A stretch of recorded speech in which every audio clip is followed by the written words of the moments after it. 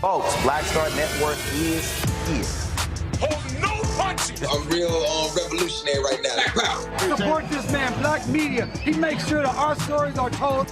Thank you for being the voice of Black America, Roland. Stay black. I love y'all. All momentum we have now, we have to keep this going. The video looks phenomenal. See, this difference between Black Star Network and Black-owned media and something like CNN. You can't be Black-owned media and be scared. It's time to be smart.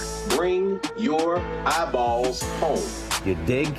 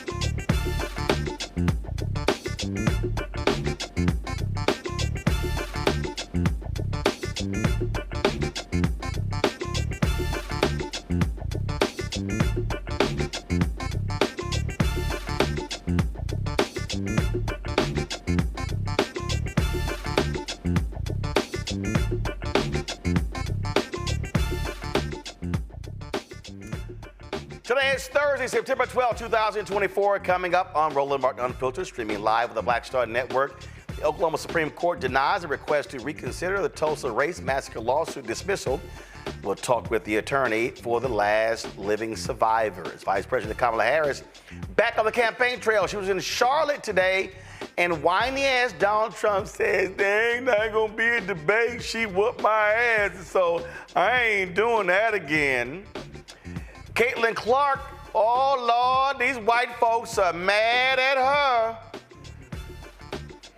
We tried to tell y'all it wasn't all about basketball while these white folks were supporting Caitlin Clark. They're mad because she liked Taylor Swift's post endorsing Vice President Kamala Harris. And if y'all want to see and hear an absolute deranged ass, crazy, unhinged white woman, wait until we show you how Megyn Kelly responded to Taylor Swift endorsing Vice President Kamala Harris. The Black Man Lab and New Georgia Project launches the Black Man Tour. We'll talk with the chair of the New Georgia Project right here on the show. Plus, we'll tell you why a Georgia judge dropped 2 counts against Donald Trump in the Georgia election probe. But the attorney, John Eastman, yeah, he ain't out of trouble. We'll tell you about that as well. Plus, new campaign here from the Harris campaign as well. A lot to talk about, including these racist white folks in Springfield, Ohio, continue to target Haitians to the point where the Haitian families are keeping their kids at home because they're scared for their safety. It's time to bring the funk on Roland Martin Unfiltered on the Black Star Network. Let's go. He's got it. Whatever the miss, he's on it. Whatever it is, he's got the scoop, the fact, the find. And when it breaks, he's right on time and it's rolling. Best believe he's knowing. Putting it down from sports to news to politics. With entertainment just for kicks, he's rolling. It's on go, roll, y'all. It's Roland Martin, yeah. Rolling with Roland now. He's funky, he's fresh, he's real, the best, you know he's Roland Martin now.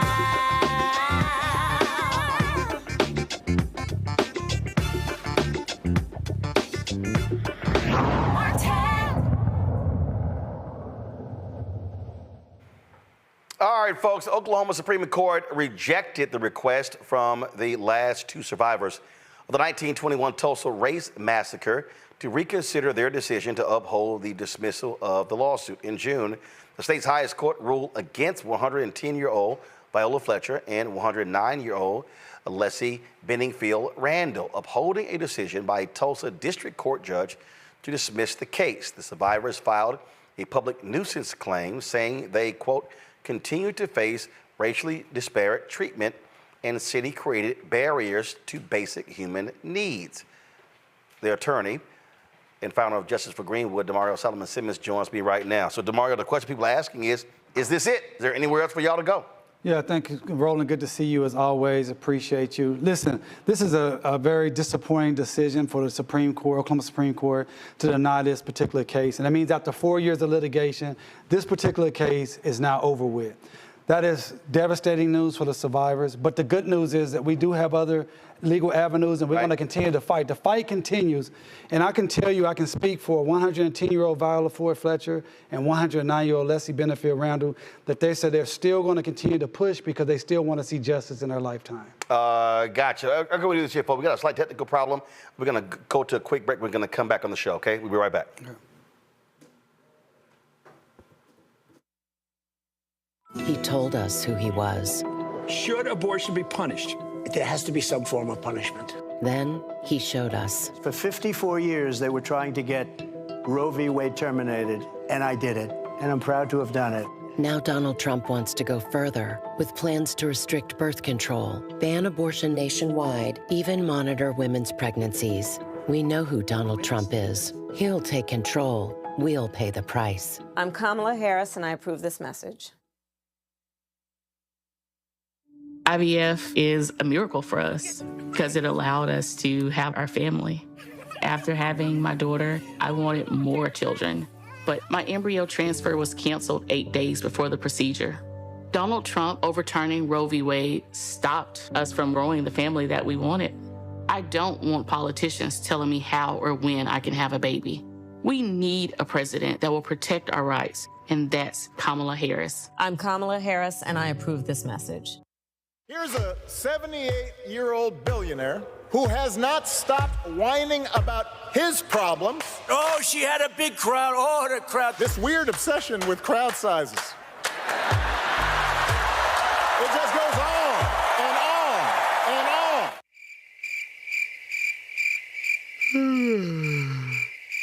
America's ready for a new chapter. We are ready for a President Kamala Harris. I'm Kamala Harris, and I approve this message. In 2016, Donald Trump said he would choose only the best people to work in his White House. Now those people have a warning for America. Trump is not fit to be president again. Here's his vice president. Anyone who puts themselves over the Constitution should never be president of the United States. It should come as no surprise that I will not be endorsing Donald Trump this year. His defense secretary. Do you think Trump can be trusted with the nation's secrets ever again? No. I mean, it's just irresponsible action that places our service members at risk, places our nation's security at risk. His national security advisor. Donald Trump will cause a lot of damage. The only thing he cares about is Donald Trump. And the nation's highest-ranking military officer. We don't take an oath to a king or a queen or to a tyrant or a dictator. And we don't take an oath to a wannabe dictator. Take it from the people who knew him best. Donald Trump is a danger to our troops and our democracy. We can't let him lead our country again. I'm Kamala Harris, and I approve this message. The overturning of Roe almost killed me. I had a blood clot in my uterus that caused my labor to have to be induced because of the overturn of Roe v. Wade. I wasn't able to get life-saving treatment sooner. I almost died. And that's because of the decision that Donald Trump made. I was able to get Roe v. Wade terminated, and I'm proud to have done it. The doctors and nurses were afraid that if they treated me in the incorrect way, that they would be prosecuted for that. And that's appalling. Donald Trump says that women should be punished. Do you believe in punishment for abortion? There has to be some form of punishment. For the woman? Yeah. I believe that women should have reproductive freedom to make the choices about their own bodies. 4 more years of Donald Trump means that women's rights will continue to be taken away one by one by one by one. This has to stop because women are dying. I'm Kamala Harris, and I approve this message. Hi, I'm Isaac Hayes III, founder and CEO of Fanbase. Fanbase is a free-to-download, free-to-use, next-generation social media platform that allows anyone to have followers and subscribers on the same page. Fanbase was built through investment dollars from equity crowdfunding from the Jobs Act. People just like you help build Fanbase, and we're looking for more people to help build Fanbase. We are currently raising $17 million in a Regulation A crowdfund on Start Engine. We've already crossed $2.1 million, but we're looking to raise more capital from people just like you that deserve the opportunity to invest in early-stage startups without having to be accredited investors. So right now, I'd like you to go to startengine.com/fanbase and invest. The minimum to invest is $399. That gets you 60 shares of stock in Fanbase right now, today. And then use Fanbase to connect with friends, grow your audience, and be you without limits.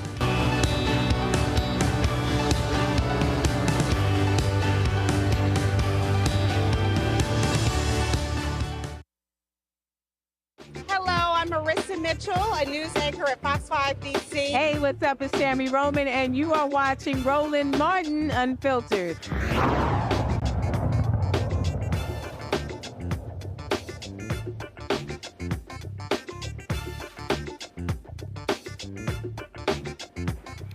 All right, folks, technical issues fixed. Let's get back to our conversation with Damario Solomon-Simmons. You were saying that you have other options. Yeah, this definitely is a disappointing decision for the Supreme Court to unjustly deny these 2 last living survivors an opportunity in court on this particular case. but they are resolute. They want to continue to fight, even at 110 and 109. We do have another legal pathway that we are exploring to make viable. And this is also, as you know, Roland, and many people that's been following this work, we've been calling on the Biden-Harris administration for 4 years, almost 4 years now, to open an investigation between the DOJ, Emmett Till Cold Case Act. We need them more than ever. So I need everyone that's listening today to contact the Biden-Harris administration, President Biden and AG Merrick Garland, and explain and ask that they open this investigation. More than ever, we need them to open this investigation with this disappointing news today. Explain to folks the Emmett Till Cold Case Act. Because that was a bill that pursued by Senator Doug Jones. Well, actually, the Emmett Till Civil Rights is actually the Civil Rights Cold Case Act.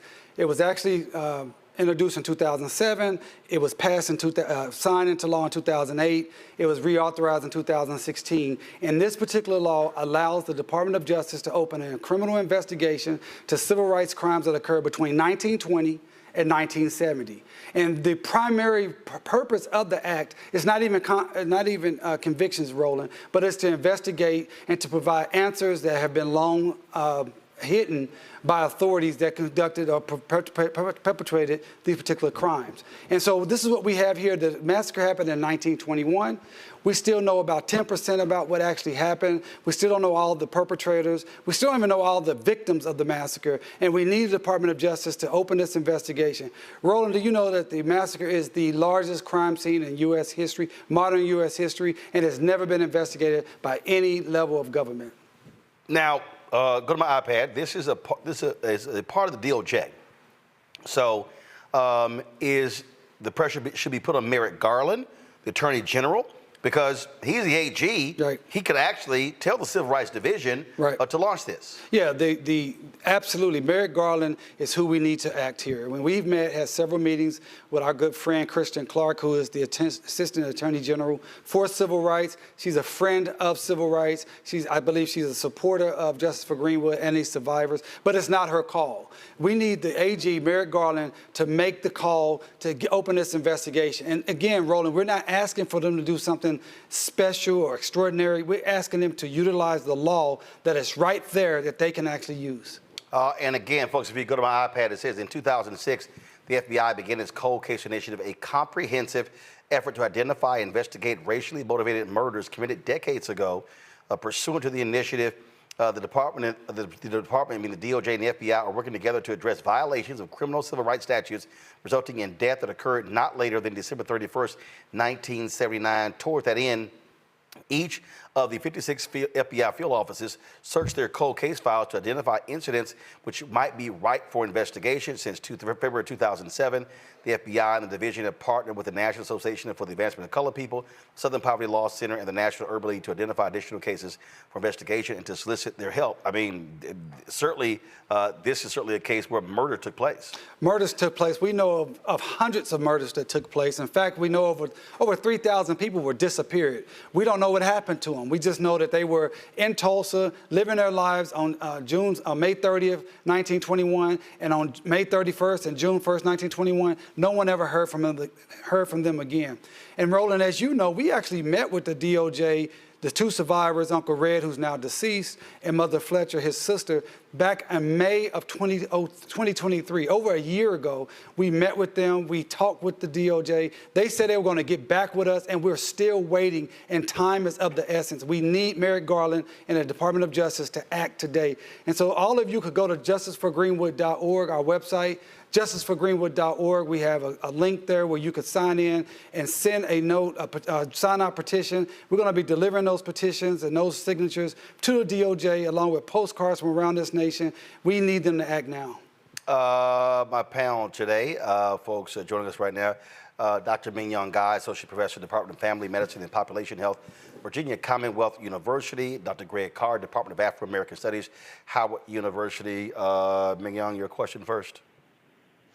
Yeah, I think one of the things that I wanted to ask you, and thank you for continuing on this work. This is incredibly important work, but I think it's important for the audience to know why is time of the essence? It sounds to me that the federal government is running out the clock, so to speak, because don't you have to have survivors of this massacre in order to have standing, or is that not the case? How does that come into play? Because these individuals are older, right? And is time of the essence simply because of the fact that they need to be existing in order to have standing, and so we have to get ourselves together and push now? Is that what it is? Well, thank you for the question. Well, I get the time is of the essence for a few reasons. Number one, our client, Mother Fletcher, is 110 years old. Mother Randall, Leslie Benefit Randall, is 109. She'd be 110 on November 10th. And so time is of the essence because just like every other of the thousands and thousands and thousands of individual black folks that suffered the massacre who died without any form of justice, we do not want that to happen to them. So that's number one. Number two, you think about for 103 years, we've been trying to get justice for what happened in Tulsa and what happened to our community collectively. Tulsa, the massacre is not just about what happened to the black people in Tulsa, but it's about how it destroyed our development as a people throughout this entire nation. Number three, time is of the essence because we do not know what's going to happen in November. We're all supporting the Vice President Kamala Harris. She should win. She's the most qualified person to ever run for the presidency, in fact. But we don't know what's going to happen. We need the Biden-Harris administration to act now while they have the power to do so. And number four, time is of the essence because my clients have gone and done everything that's been asked about them over the last 103 years. Think about that. 103 years, and yet they continue to have the door shut in their face each and every time. So we need to get justice for them now, and this fight will continue, but we want them to see some form of justice. Greg Carr. Thank you, Roland. It's always good to see you, Brother Damario. Yeah, Dr. Carr.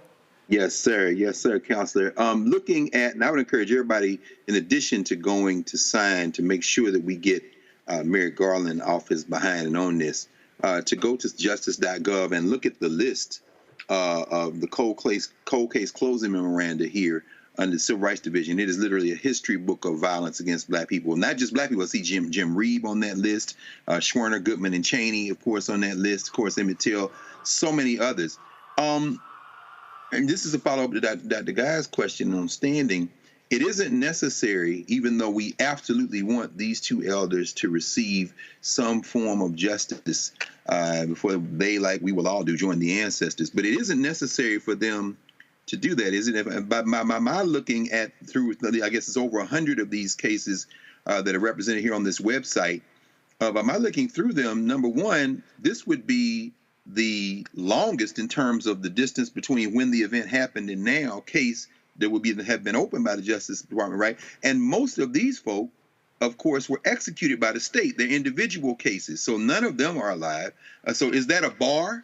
I don't think it's a bar, is it? Oh, go please. No, Dr. Carr, thank you. And I'm sorry I didn't answer the question from the professor. No, that is not a bar. We do not have to have an actual survivor to have standing underneath this particular act, the Emmett Till Cold Case Act. And that's why this is so egregious. That this investigation has not already been opened up because they have the ability, the authority, the jurisdiction to open the investigation. And one of the things that they stated to us early on was, well, we don't know if it's anyone that we can prosecute. Well, number one, you can prosecute the entities, the corporations, and the businesses that are still living and breathing that perpetrated the massacre, including the city of Tulsa.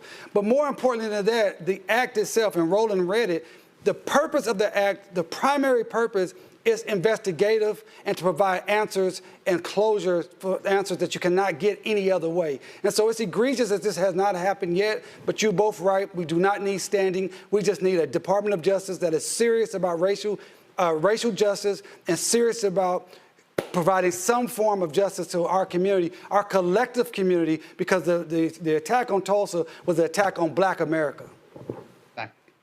All right, then. Well, Damario, certainly keep us updated on what the next step is. Absolutely. Go to justiceforgreenwood.org. Continue to follow us and work with us as we continue to seek justice and reparations for our people. I appreciate it. Thanks a lot, folks. Let's go live to Greensboro, North Carolina. Vice President Kamala Harris has now taken the stage.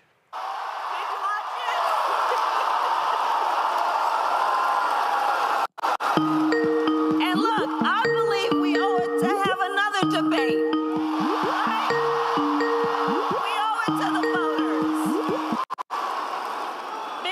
All right, right, folks. First of all, we were setting up our next caller, so we're going to switch our feed.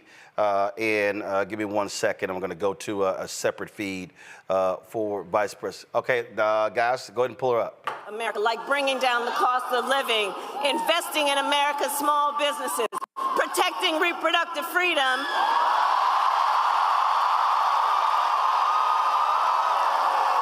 and keeping our nation safe and secure.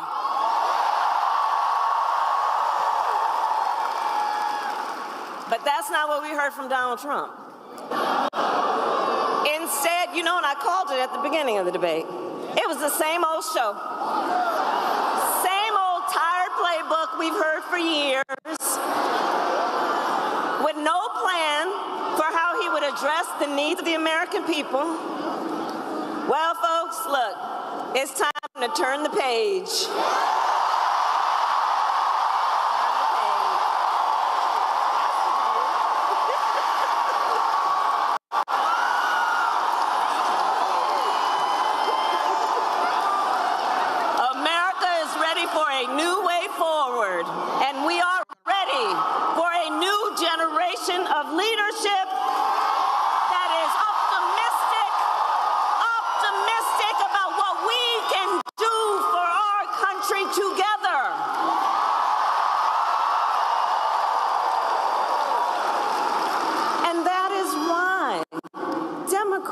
Republicans and independents are all supporting our campaign because we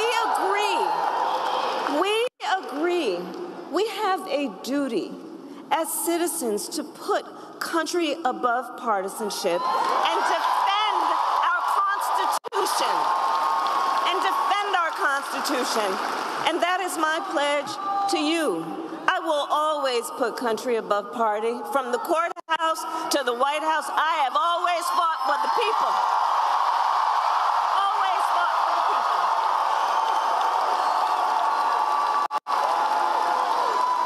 From being a young courtroom prosecutor, yes, USA, go on.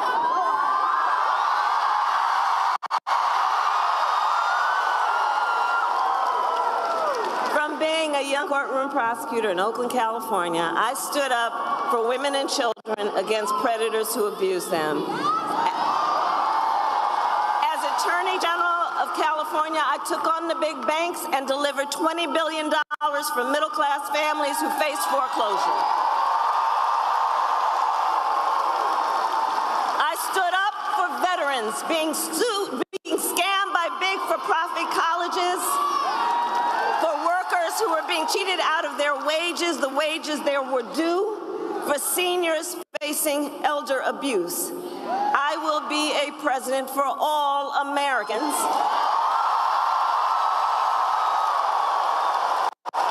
And together we will build a brighter future for our nation.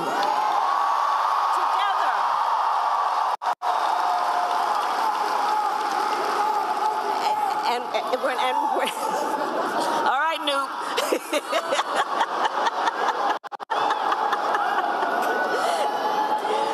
We are going to build a future where we build what I call an opportunity economy. So every American has an opportunity to own a home, to build wealth, to start a business.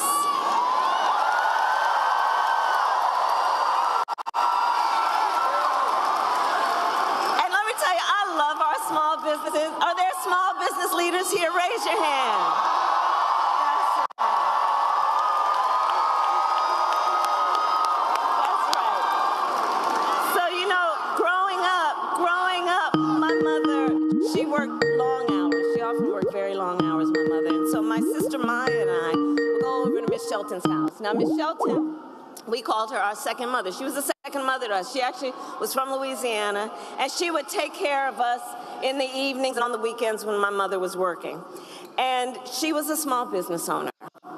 And let me tell you what I learned from being a young child about a small owner, Miss Shelton. Our small business owners, you are business leaders, and you are civic leaders, you are community leaders, you hire locally, you mentor, you are part of the fabric of our communities, and you Shelton are the backbone of America's economy. The backbone. So I have a plan for you, and my plan is to give a $50,000 tax deduction for startup businesses. Because I understand not everybody, like the person that was on the stage with me the other night, gets handed $400 million on a silver platter and then files for bankruptcy 6 times. Come on, come on. I know because look, my mother, she worked hard, she saved up, and it wasn't until I was a teenager she was able to buy our first home. I know the challenges that Americans and working people and families are having right now in terms of affordable housing. And we need to build more housing in America. So part of my plan, part of my vision for an opportunity economy is we are going to cut red tape and work with the private sector to build 3 million new homes by the end of my first term.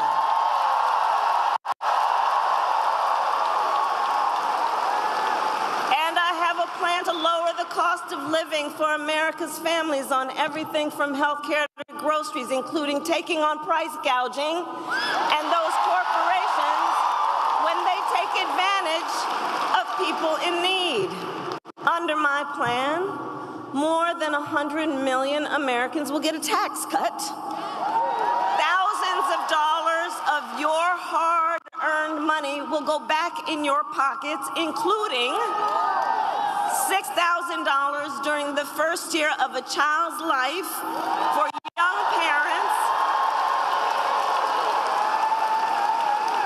knowing in that critical stage of your child's development, you might need a little help, not just to get by, but to get ahead. And I will always put the middle class and working families first. I know where I came from.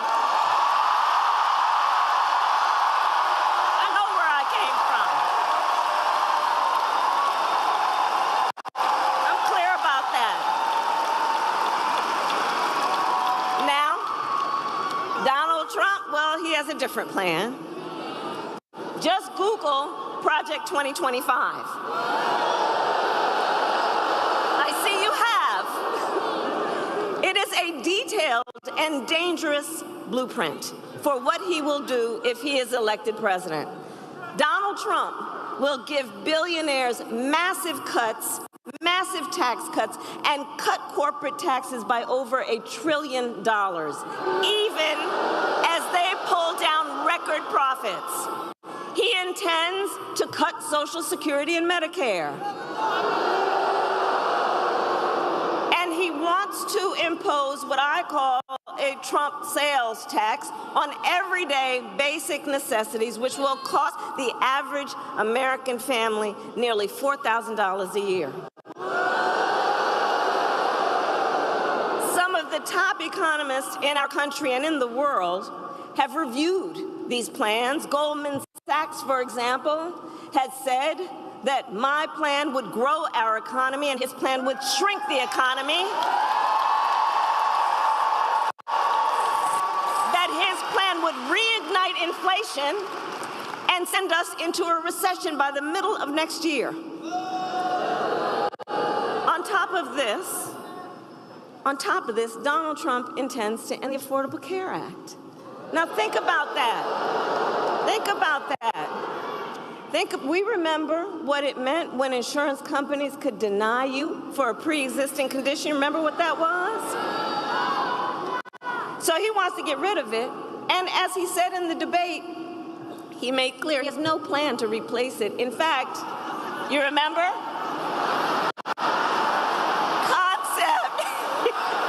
You remember?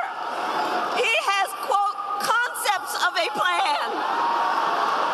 Concepts of a plan.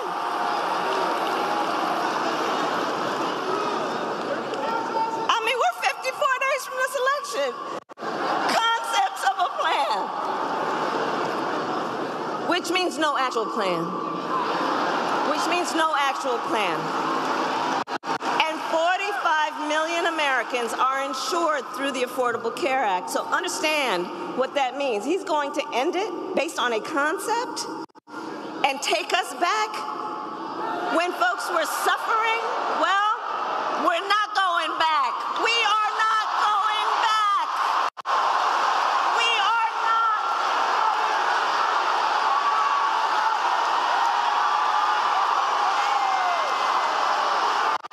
We're not going back.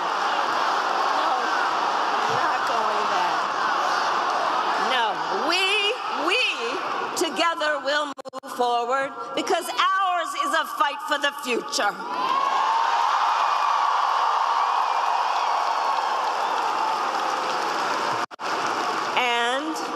And ours is a fight for freedom.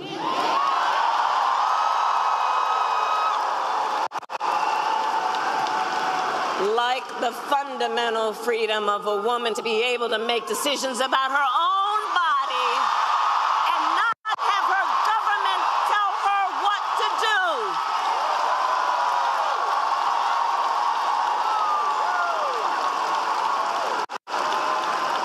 And we remember how we got here.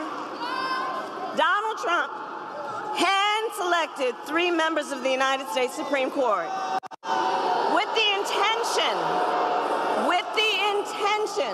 that they would undo the protections of Roe v. Wade, with the intention they would undo the protections. And they did exactly as he intended. And now more than 20 states have a Trump abortion ban, including North Carolina, and every single state in the South except Virginia, many with no exceptions, even for rape and incest. It is immoral. Immoral. And I know everyone here understands. Let us agree. One does not have to abandon their faith or deeply held beliefs to agree. The government should not be telling her what to do with her body.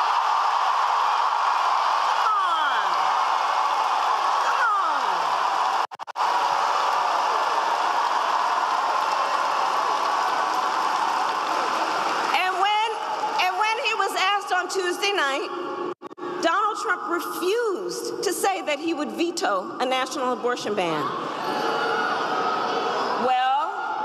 Well, when Congress passes a bill to restore reproductive freedom, as President of the United States, I will proudly sign it into law. Proudly sign it into law.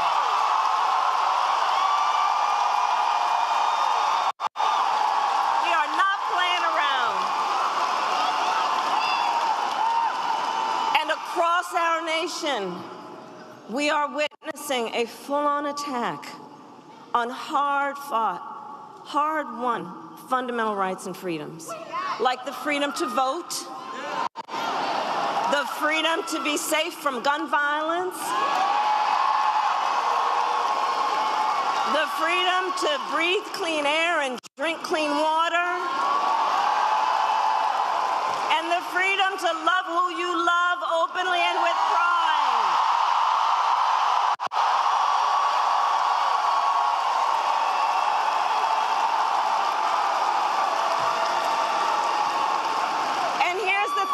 I know about all of the North Carolinian leaders who are here. You know this so well, it's part of your DNA. Generations of Americans before us led the fight for freedom. Generations of Americans before us, many from right here, led the fight for freedom.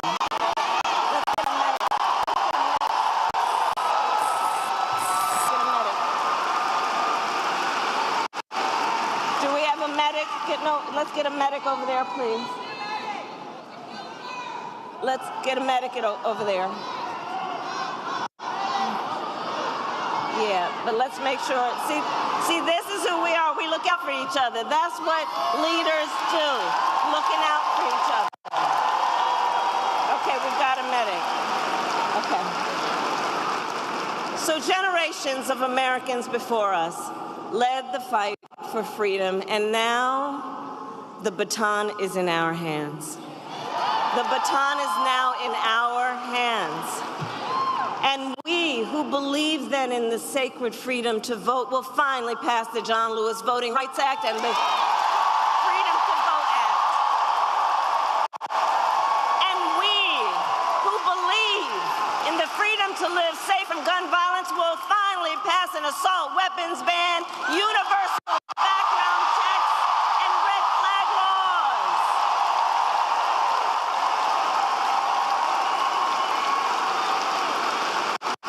So much is on the line in this election. And we got this. We got this. But look, here's the thing. This is not 2016 or 2020. The stakes are even higher.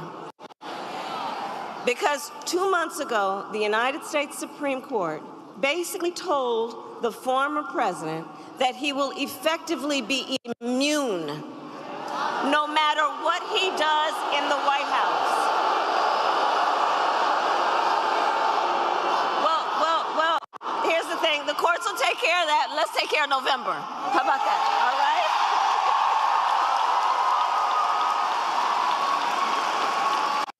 But imagine what that court ruling means. Imagine what that means. Because before, there might have been at least the belief that there would be the threat of consequence. But now there's an explicit ruling from the court that suggests he would be immune. Imagine Donald Trump with no guardrails. Imagine what that would look like. He who has vowed, if reelected, he will be a dictator on day one.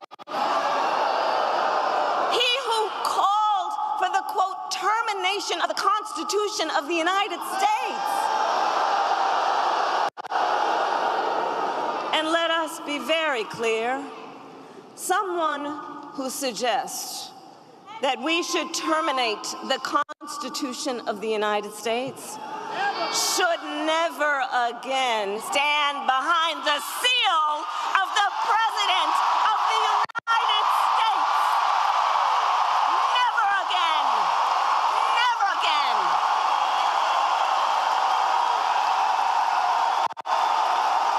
Never.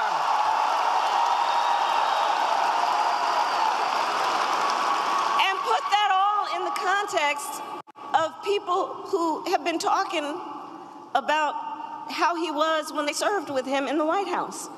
People who saw him every day. His national security advisor, his defense secretary, his chief of staff, and his vice president. All of whom have warned America, Donald Trump is not fit to be president of the United States.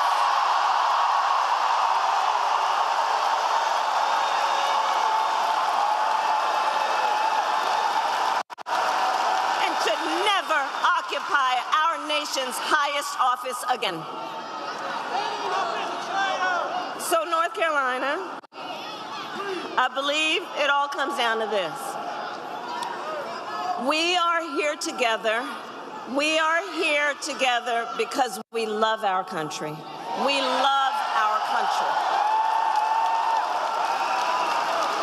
And we together understand the awesome responsibility that comes with the greatest privilege on earth, the privilege and pride of being an American.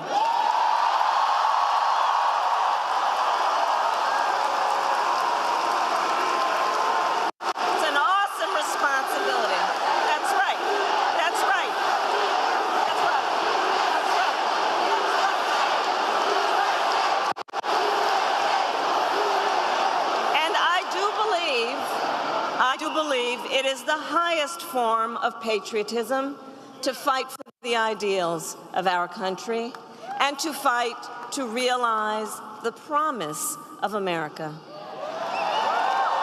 And so, North Carolina, we have 54 days until Election Day. 54 days until Election Day. until early voting begins. And it's not only the presidency that's on the ballot. There are many, many important races, like Josh Stein running for governor.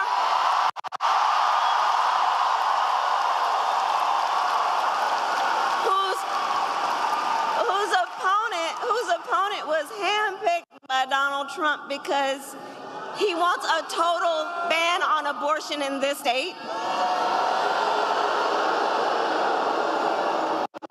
And that is just one of the many stakes that are at play in this election. But see, we know the power is with the people. The power is with the people. Your voice is your vote, North Carolina. And you are going to make all the difference in the outcome of this race. And look, we know ours will be a very tight race until the very end. We are the underdog. Let's be clear about that. We are the underdog.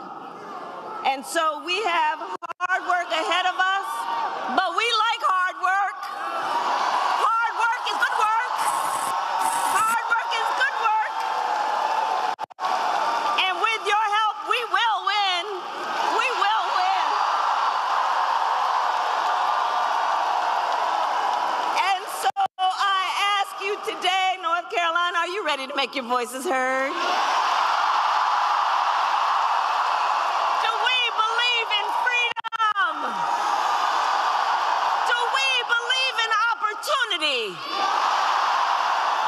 we believe in the promise of America? And are we ready to fight for it? And when we fight, we win. There you go. God bless you, and God bless America.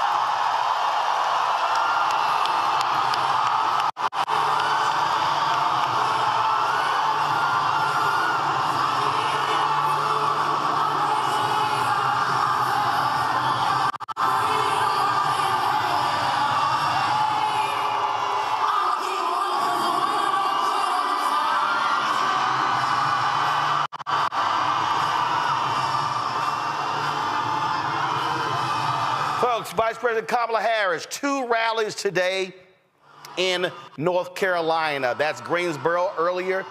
She was in Charlotte, and so sold out arena, jam-packed in both of those states. The momentum is certainly on her side. You know, it drives me crazy when her campaign does that.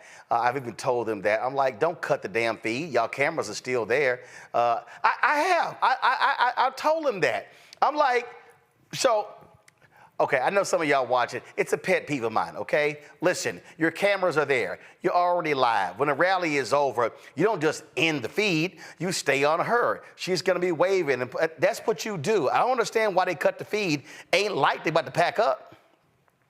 I'm just saying. It drives me crazy when they do that. The White House does that too. I'm like, it does. I'm like, it drives me absolutely crazy.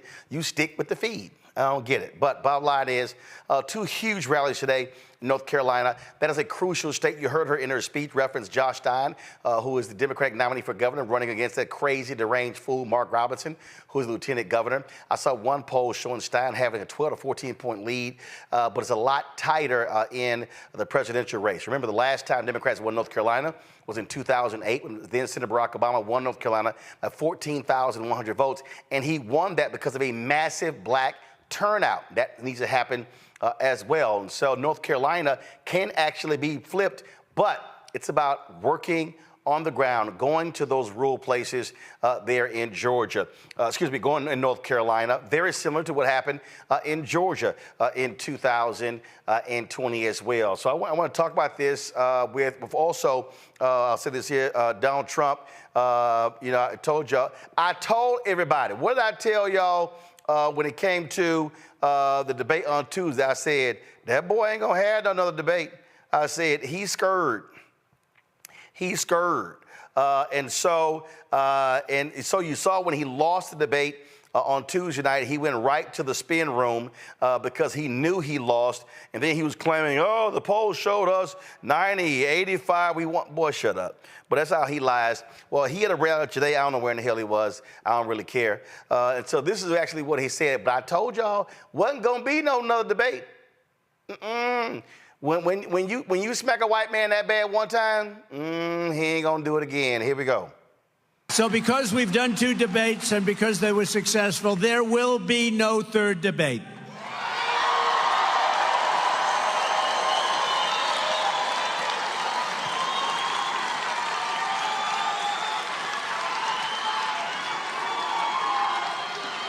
It's too late anyway. The voting's already begun.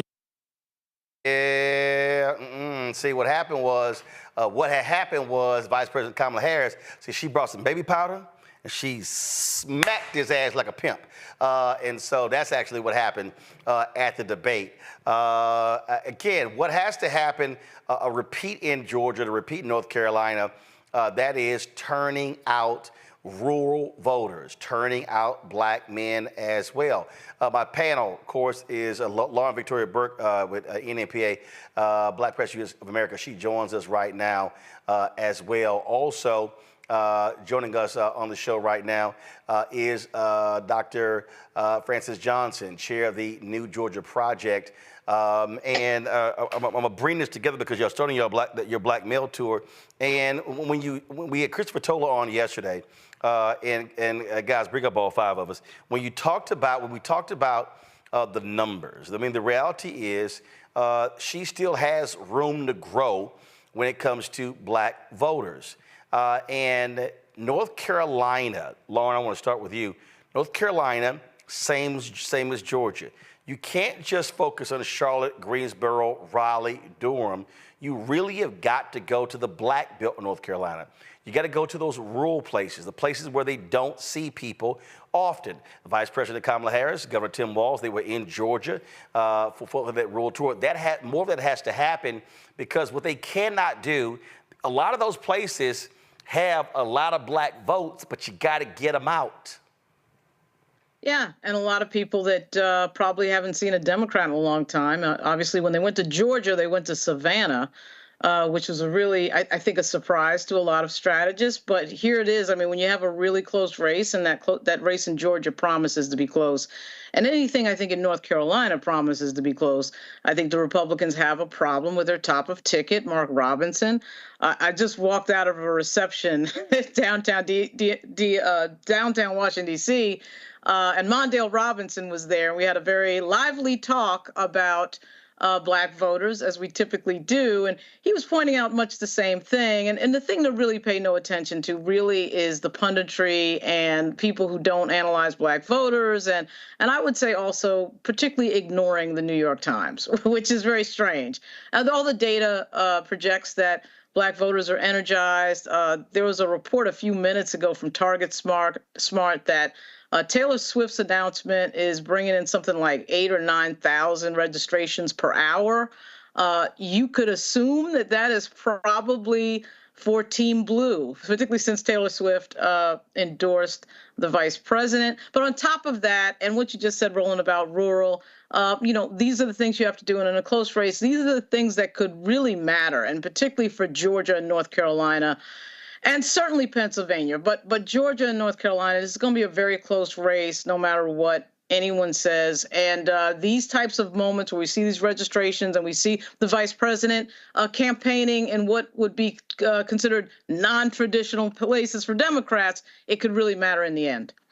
But when we talk about going to those places, Min Young, what has to happen is it has to be not just the vice president and Governor Tim Walz.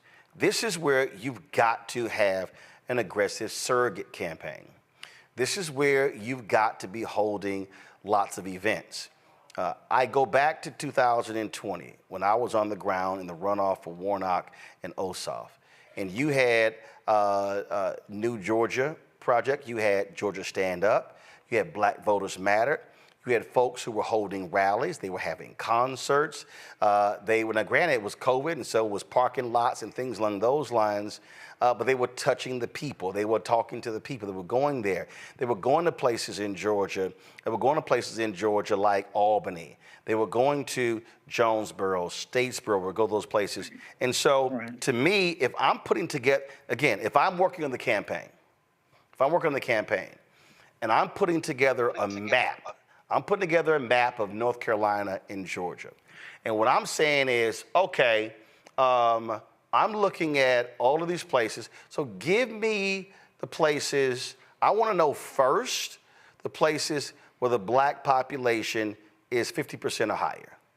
And then I'm going down 40, 30, 20, 10. And I'm now separating that. So I now want to say, okay, now where am I sending people? Where are we having events? Okay, you got all these entertainers. Okay, I don't need y'all in Atlanta. I don't need y'all in Charlotte. I don't need you in Greensboro. I need to send you to the places where they never see entertainers. Oh, now I'm looking at this place here. And okay, if I'm North Carolina, let me look at the overlays.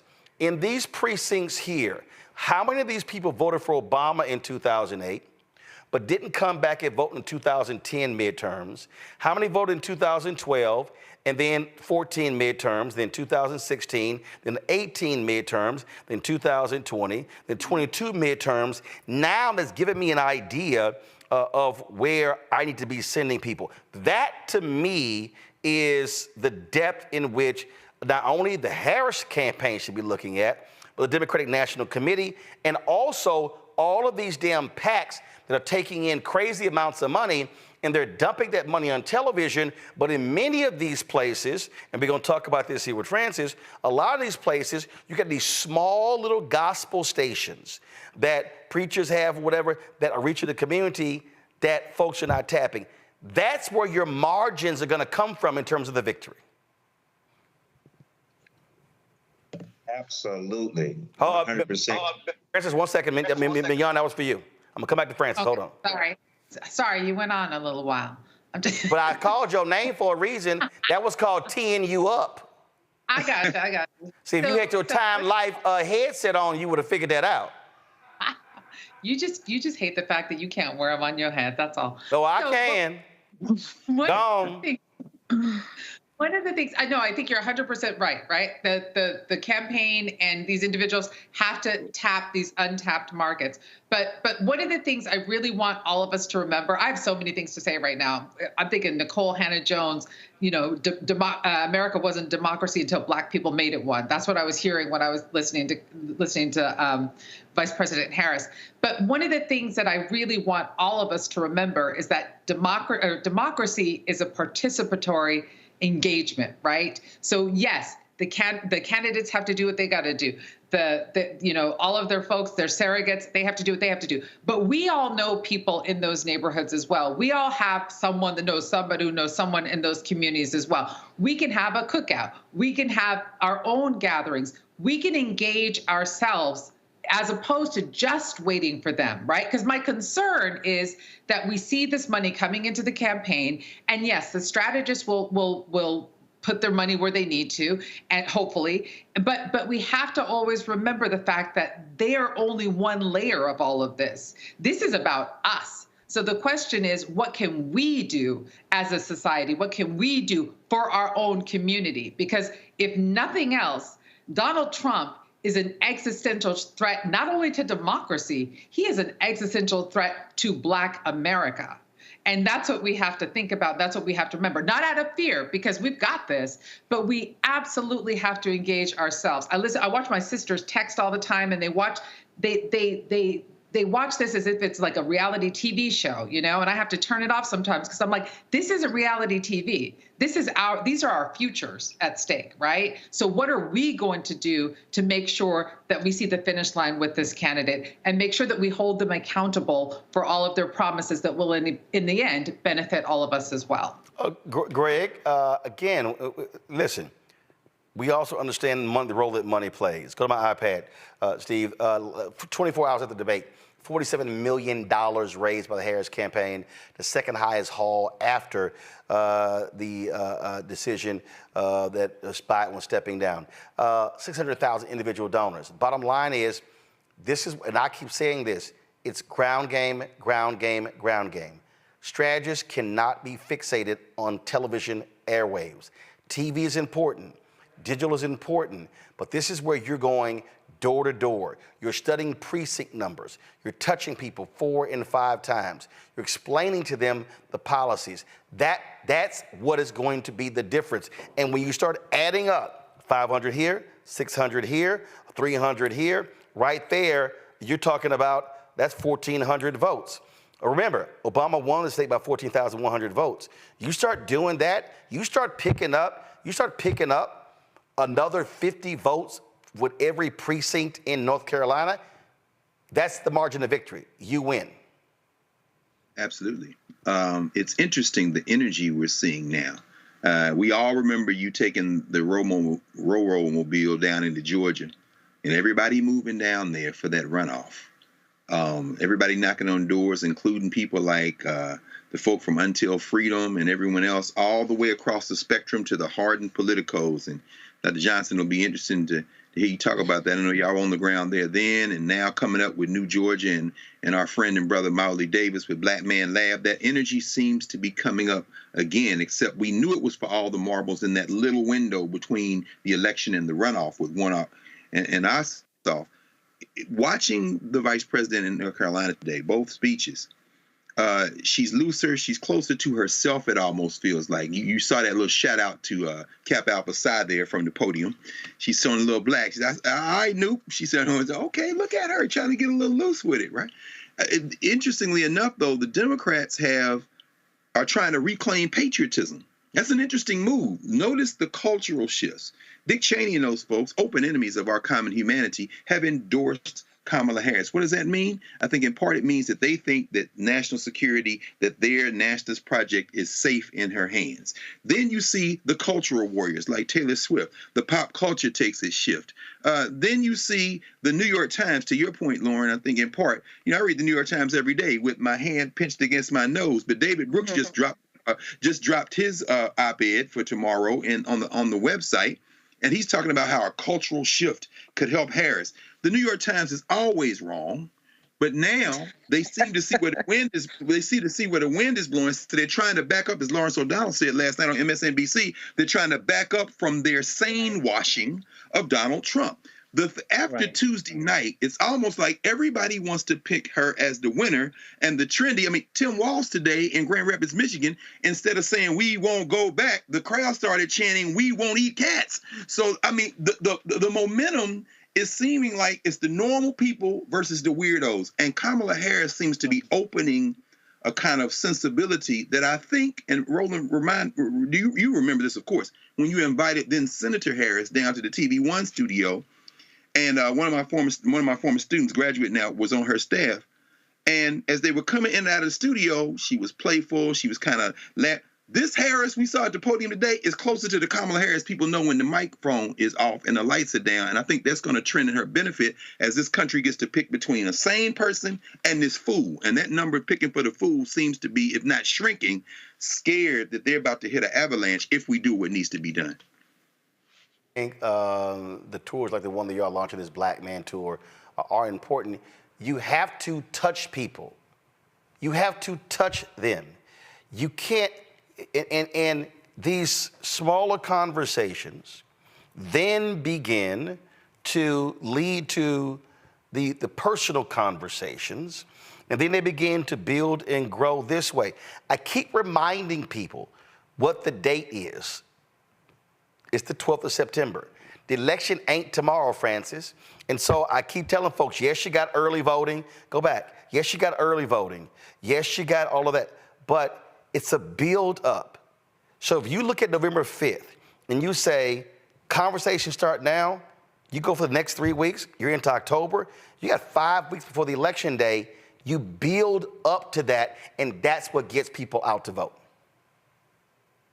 Absolutely. The good thing about it is we didn't stop after you left the tour in 2022.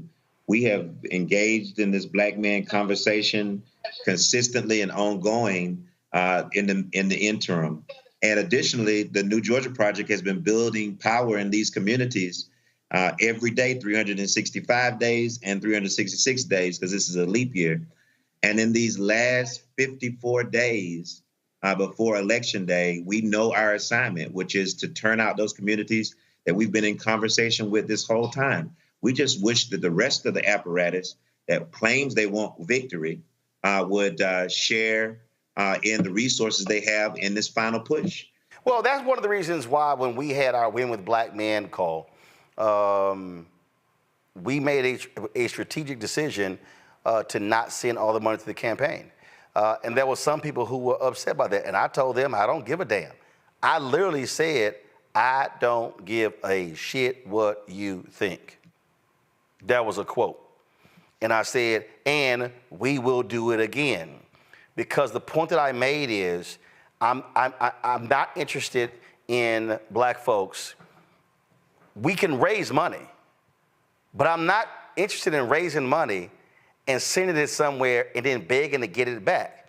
Now, no, we gonna distribute. We gonna distribute it ourselves. And what I keep saying, Francis, that has to happen. You have to plow money into the ground. You have to. The numbers are the numbers. I understand media. I'm in media. But even with what we do things differently, even on this show, when we take the show. So when somebody says, well, what about political advertising on Black Star Network? It allows us, the political advertising, commercials you see, allows us to take the show on the road. It allows us to do what we did when you were on the panel there. It allows us to go to those towns in Georgia. We literally went so far east in Georgia, we flew into Jacksonville to get there. We flew into Jacksonville, Florida to get there.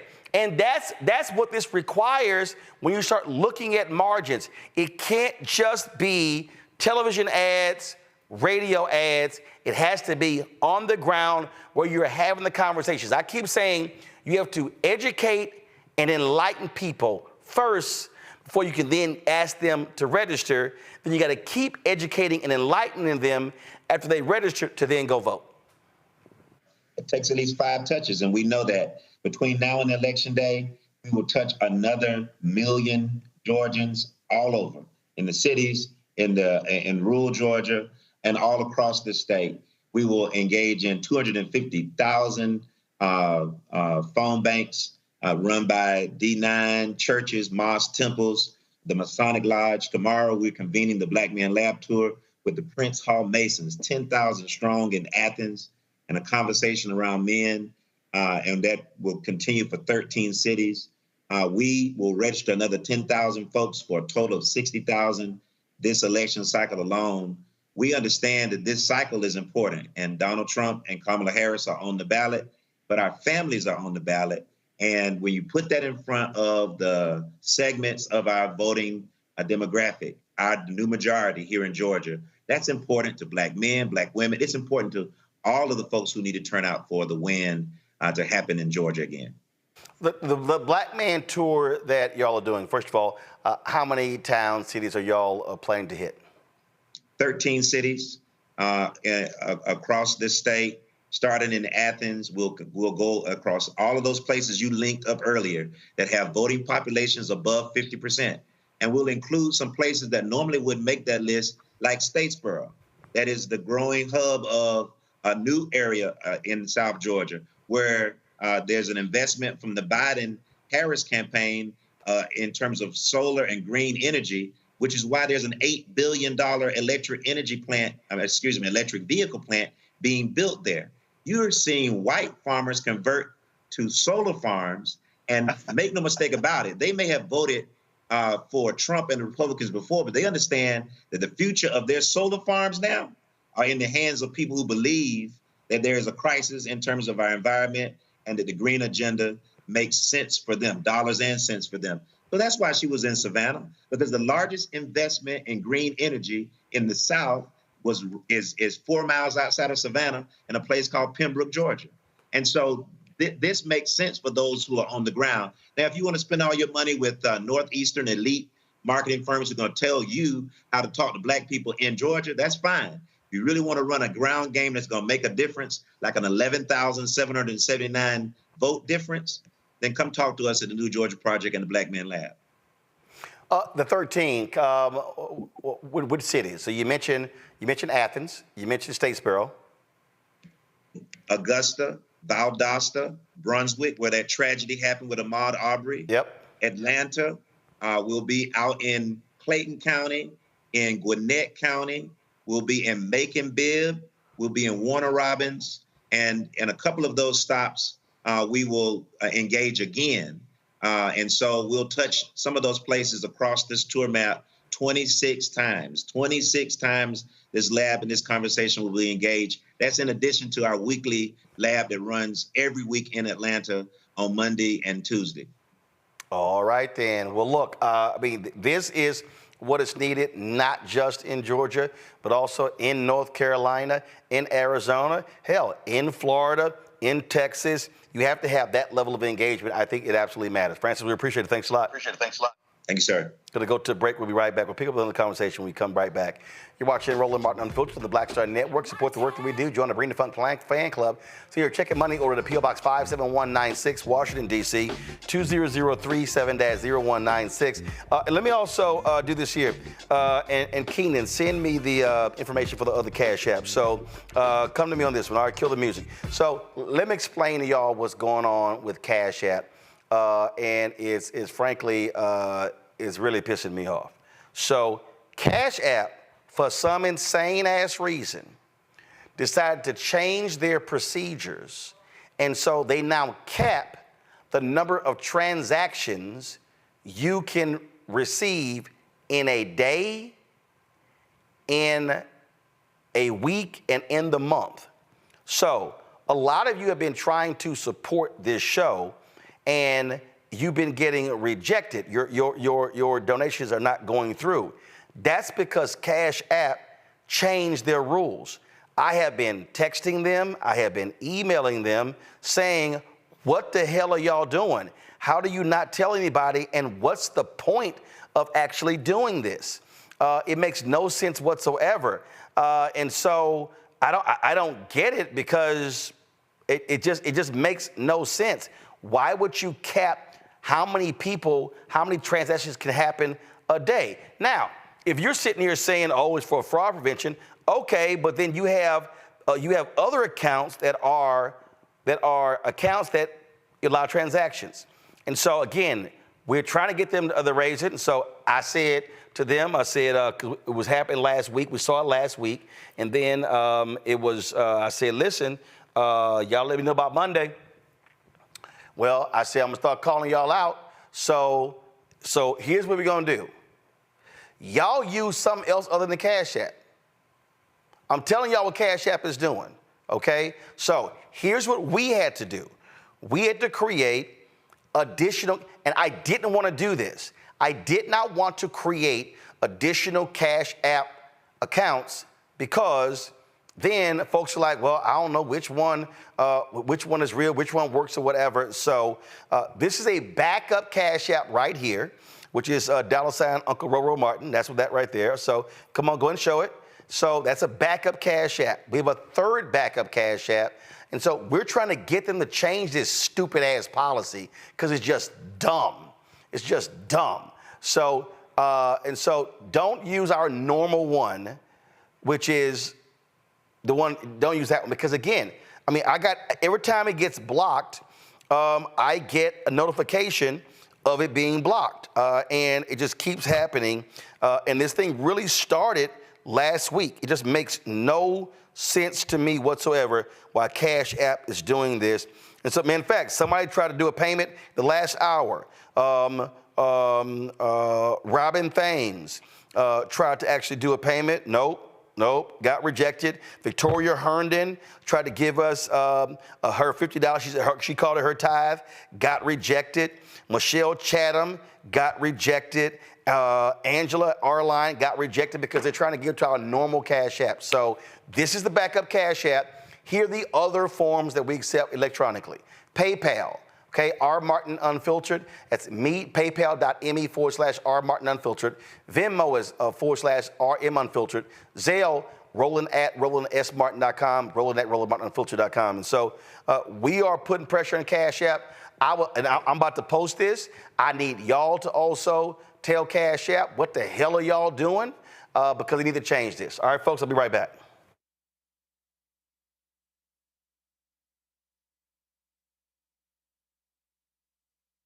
He told us who he was.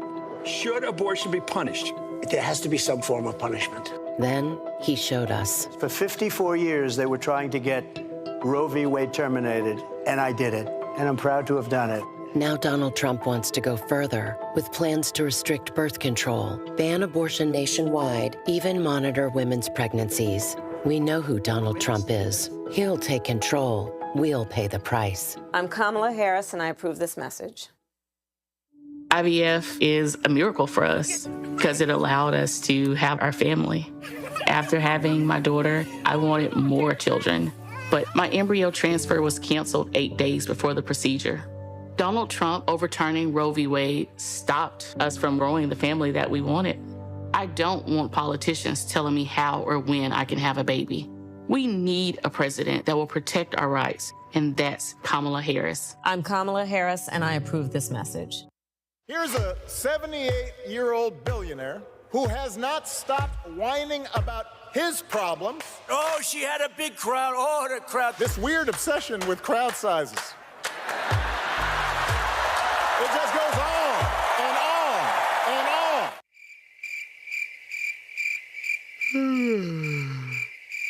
America's ready for a new chapter. We are ready for a President Kamala Harris. I'm Kamala Harris, and I approve this message.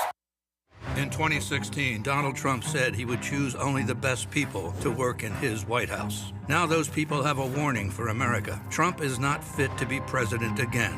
Here's his vice president. Anyone who puts themselves over the Constitution should never be president of the United States. It should come as no surprise that I will not be endorsing Donald Trump this year. His defense secretary. Do you think Trump can be trusted with the nation's secrets ever again? No. I mean, it's just irresponsible action that places our service members at risk, places our nation's security at risk. His national security advisor. Donald Trump will cause a lot of damage. The only thing he cares about is Donald Trump. And the nation's highest-ranking military officer. We don't take an oath to a king or a queen or to a tyrant or a dictator. And we don't take an oath to a wannabe dictator. Take it from the people who knew him best. Donald Trump is a danger to our troops and our democracy. We can't let him lead our country again. I'm Kamala Harris, and I approve this message. The overturning of Roe almost killed me. I had a blood clot in my uterus that caused my labor to have to be induced because of the overturn of Roe v. Wade. I wasn't able to get life-saving treatment sooner. I almost died. And that's because of the decision that Donald Trump made. I was able to get Roe v. Wade terminated, and I'm proud to have done it. The doctors and nurses were afraid that if they treated me in the incorrect way, that they would be prosecuted for that. And that's appalling. Donald Trump says that women should be punished. Do you believe in punishment for abortion? There has to be some form of punishment. For the woman? Yeah. I believe that women should have reproductive freedom to make the choices about their own bodies. 4 more years of Donald Trump means that women's rights will continue to be taken away one by one by one by one. This has to stop because women are dying. I'm Kamala Harris, and I approve this message. Hi, everybody. I'm Kim Coles. Hey, I'm Donnie Simpson. Yo, it's your man Deion Cole from Blackish, and you watch Roland Martin, Unfiltered.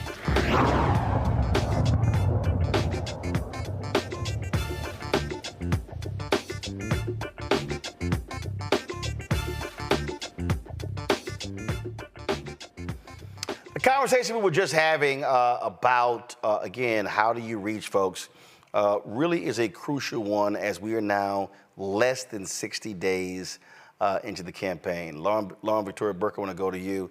I mean, I'll give you an example. When Don Scott hit us up and said, hey, man, I want you to come help us out in Virginia in 2023. what you did for Warnock in 2020. You had some folks who were like, man, what are you doing? Why, why are y'all engaging Roland Martin in the streaming show? He said, first of all, because he can reach people we can't. And so they were fixated, and this is the mistake that people make. They were fixated on, well, only, 50 and 60 and 70 people turned up. And he said, did you see how many were streaming? And he told me about the number of calls and emails they got from people who said, hey, I couldn't make it out to the event, but I was watching it on my phone. And then the candidates who were showing up, they were taking those clips and they were driving it on their social pages, on all of their platforms. This is the campaigning in 2024. Too many of these strategists are still trying to run analog campaigns in a digital environment. Yeah, and also they don't want to share the money with anybody black who is not in their friend circle. To your point, Roland, with regard to the money, with regards to the win with Black Men Call, and let's spend it on television. I mean, it's incredible to me. Every time we get a lightning in the bottle candidate, African American, in this case Vice President Harris, in the last case then U.S. Senator Barack Obama, and then of course President Obama. These lightning in the bottle candidates who are in touch with the culture, in touch with young people a lot of times, and in touch with the style of politics that really works and gets people excited and galvanized, gets people off the couch. As you can see with Vice President Harris, we're having this huge spike in registrations, huge spike in interest. From a lot of people who never gave before. Right. A lot of people who never gave before, first-time givers and small donor givers, which tells you that they want to be a part of it. They want to be a part of the history and a part of the moment. We saw the same thing in 2008. We have this added component that it's a female candidate as well. You have that going on. And then you have this across the board, across demographics interest, from white dudes to white women to black men to black women, of course. And you're telling me that person that raises a record amount of money, who happens to be a black female candidate, everyone else's demographic is controlling the money. You've got to be kidding me. I mean, it kind of reminds me of the NFL.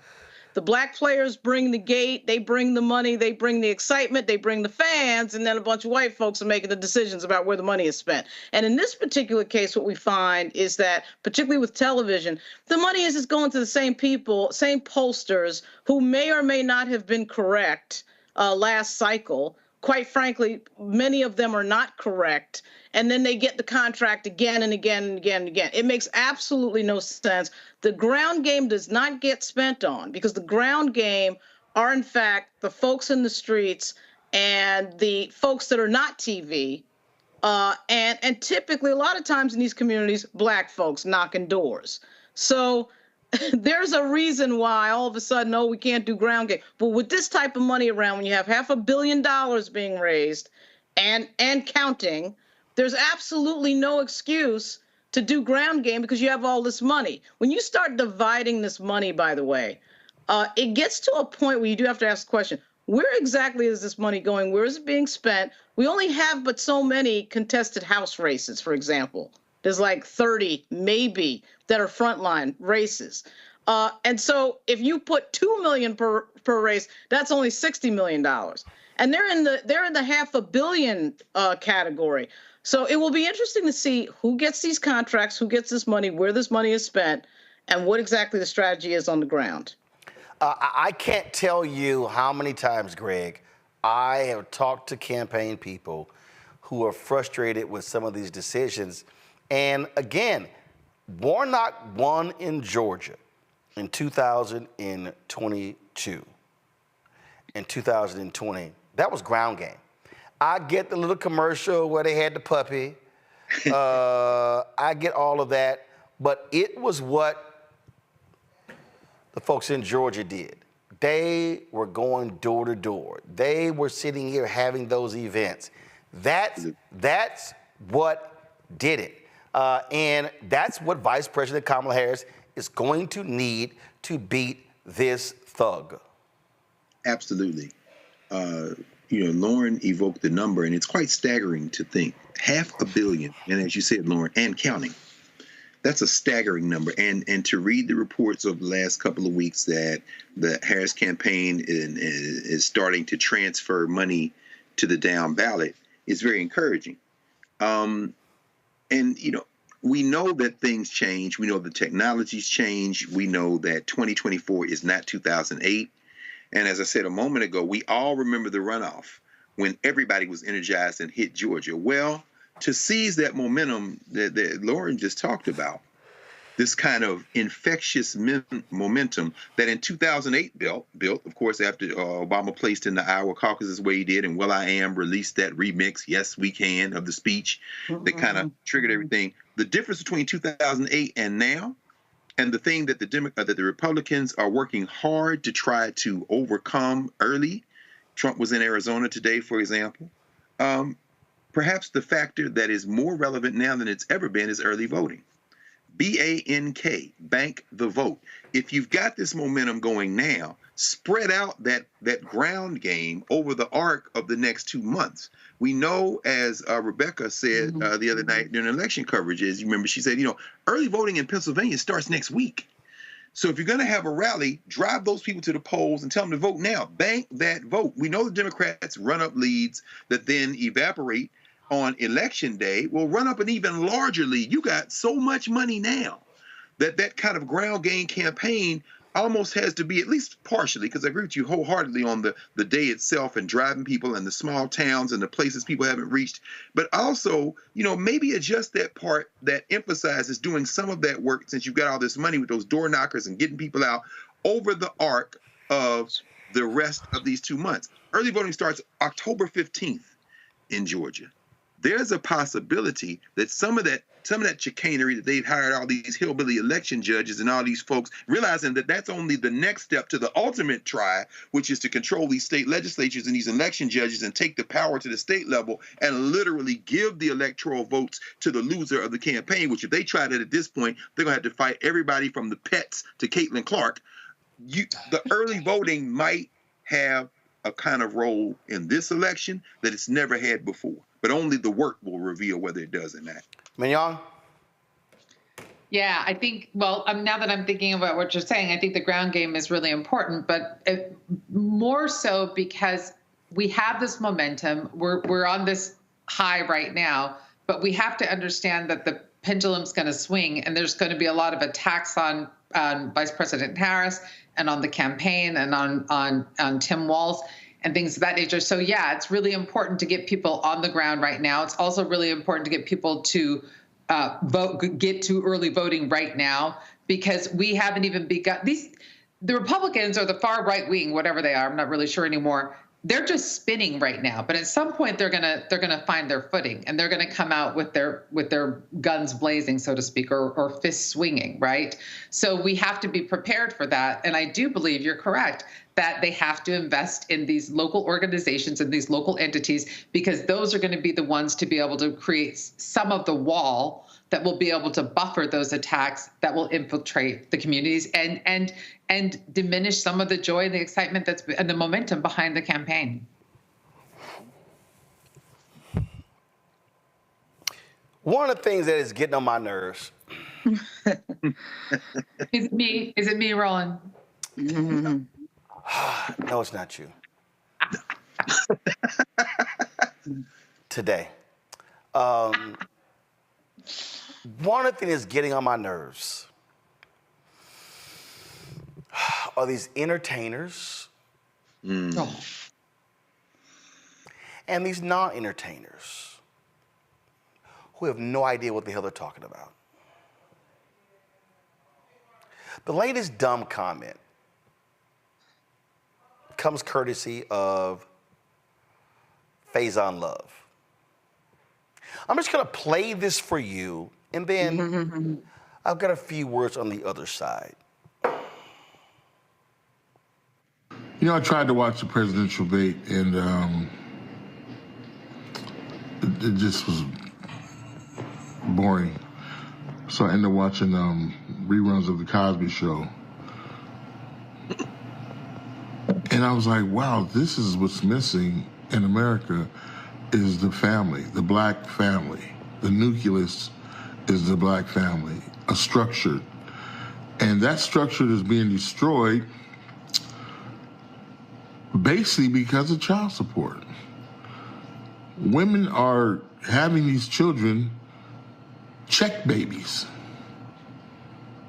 They don't care about the kid, they just care about the check. And I was like, wow. I grew up with a mother and father. I never heard my mother once say, I'm gonna leave you and put you on child support. I didn't know what child support was until I was 50 years old. So I had to go to court for it. I'm like, what? I thought this was for deadbeats. I'm here, what the? My point is, Vice President Kamala, I hope I'm saying your name right, Donald Trump, if you want to win the presidential race, abolish child support.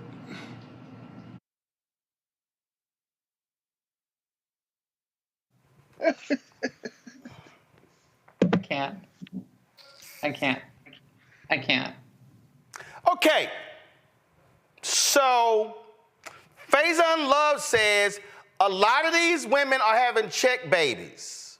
Check babies. Like Melania? So, are they impregnating themselves, Faison? Is the guy not there? Just wondering. The guy can't slap on a condom? I'm just trying to understand what, and see, this ain't just him. It's other men out there, black men, white men, Latino men, out there whining and complaining, man, this child support. Yo ass laid down, knocked the boots. It's called responsibility. But that's really not what I'm going to focus on. So Faison Love said, oh, no, go back, leave it. Faison Love said, I ain't watched the debate. It was boring. I put on the Cosby Show. But your ass should have watched the debate. Because maybe what you would have learned, Faison, is that the people running for president of the United States, that's federal. Let me ask you this, Faison. Have you ever seen somebody go to federal court for child support? Lauren, Greg, Mignon, have y'all ever seen somebody go to federal court for child support? No, sir. No. No. That means that if they went to court, it was state court. Yeah. That means, Faison, if you live in Georgia, and you know what, let me just look this up. Because see, we just had the example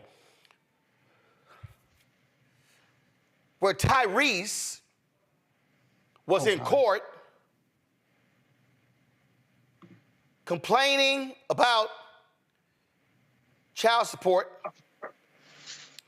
and complaining about his ex-wife want more money. And what is, let's see here. This is the NBC story. Let me just pull this up. Go to my iPad. Don't do it. A judge in Georgia on Monday ordered actor and singer Tyrese Gibson jailed over his failure to make child support payments.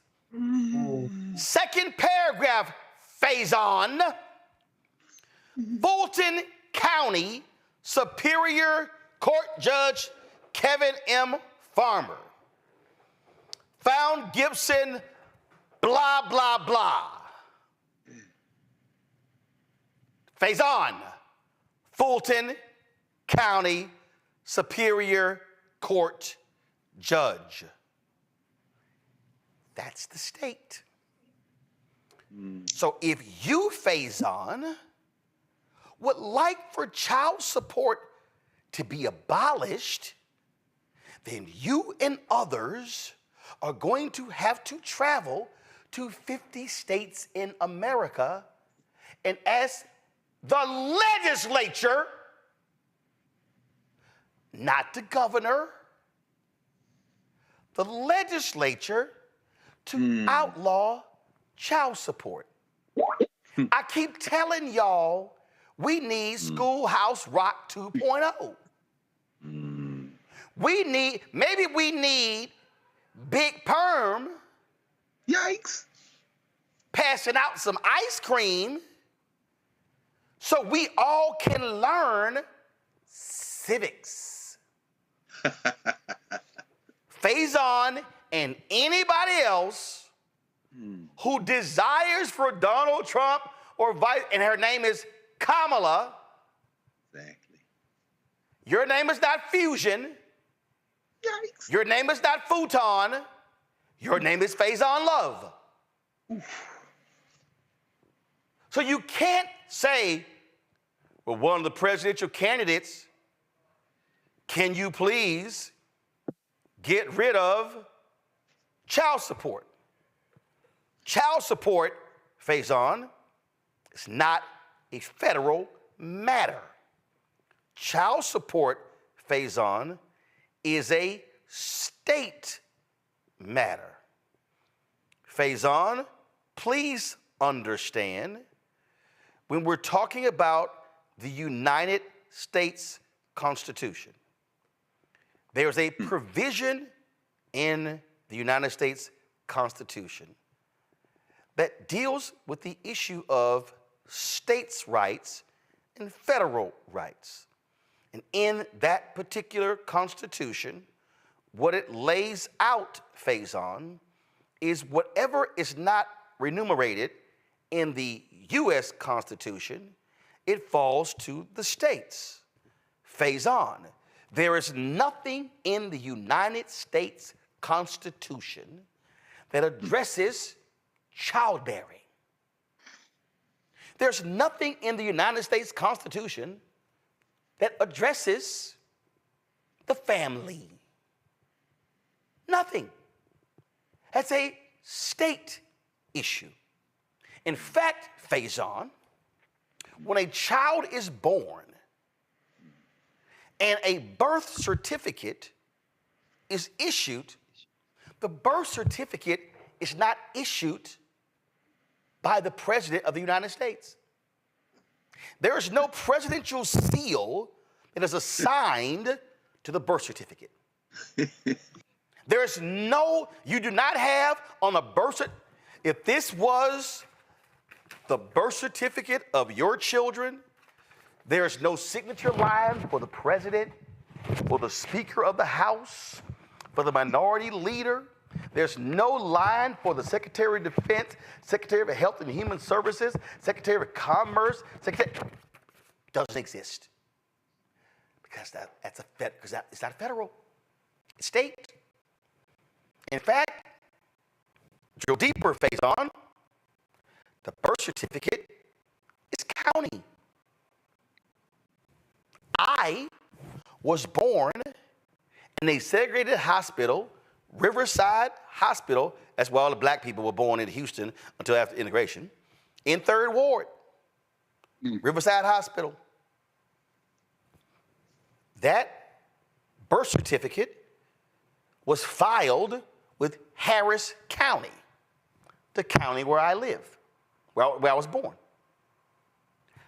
It wasn't authorized by Dallas County or the other 253 counties in Texas. It was authorized by Harris County. That's why, Faison, when you're invited to the White House, they send you a form, electronic form. Not only do they ask you what country are you from, they also ask you the state, because your address, and the county that you were born in. So, for all the people out here who are yelling about child support, and what is Kamala Harris gonna do about child support? Not a goddamn thing. Because she can't. Just like if somebody, I forgot who it was, somebody said, man, so-and-so needed pardon. No, because they were convicted in state court. The President of the United States has no state jurisdiction. The President of the United States can only pardon for federal crimes. That's it. Just like when all of these people were like, oh, Joe Biden put all these black people in jail because of the crime bill. The crime bill only applied to federal crimes, not state crimes. When people were talking about, well, the three strikes law, that was a federal 3 strikes, not state. So if you committed and here's the other deal with crime. There are state crimes and there are federal crimes. If you commit a state crime and you are convicted, first of all, if you commit a state crime, you're tried by a state judge, you're tried by a county prosecutor, and if you are convicted, you go to a state prison. If you commit a federal crime, you are prosecuted by a U.S. attorney for the said district, and then if you are convicted, you go to federal prison. So for all the folk like Faison Love who are making these claims, please, can y'all stop demanding that presidential candidates do things that they literally are not empowered to do? This ends today's civic lesson.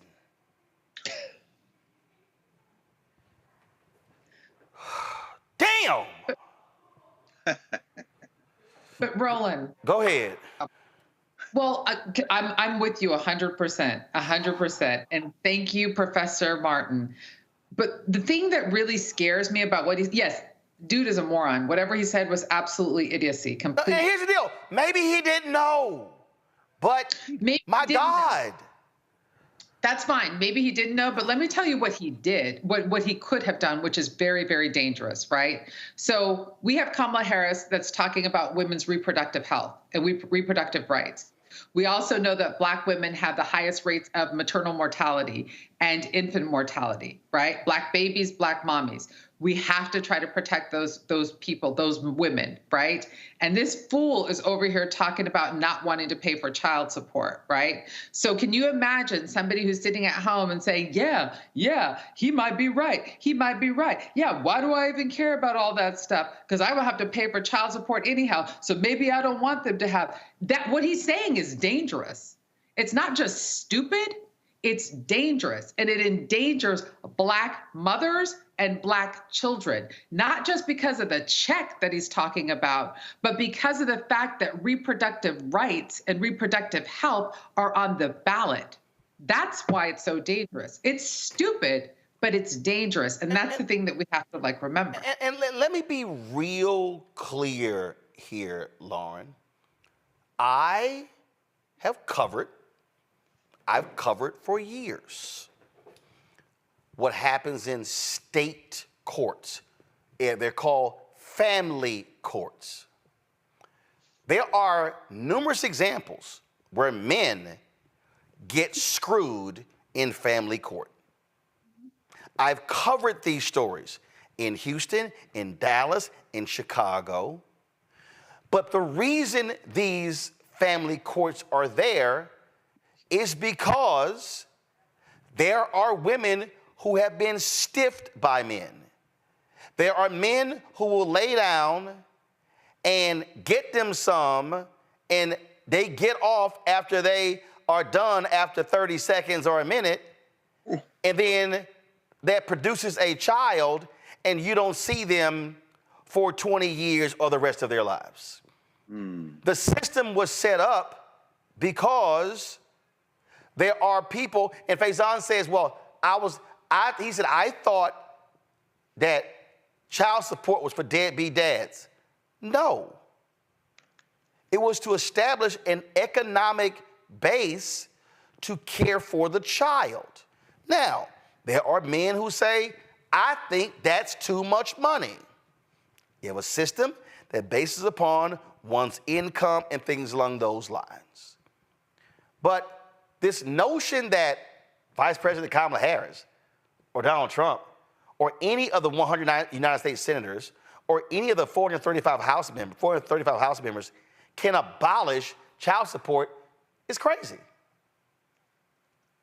Yeah, I mean, obviously there's a lack of teaching of civics in the United States.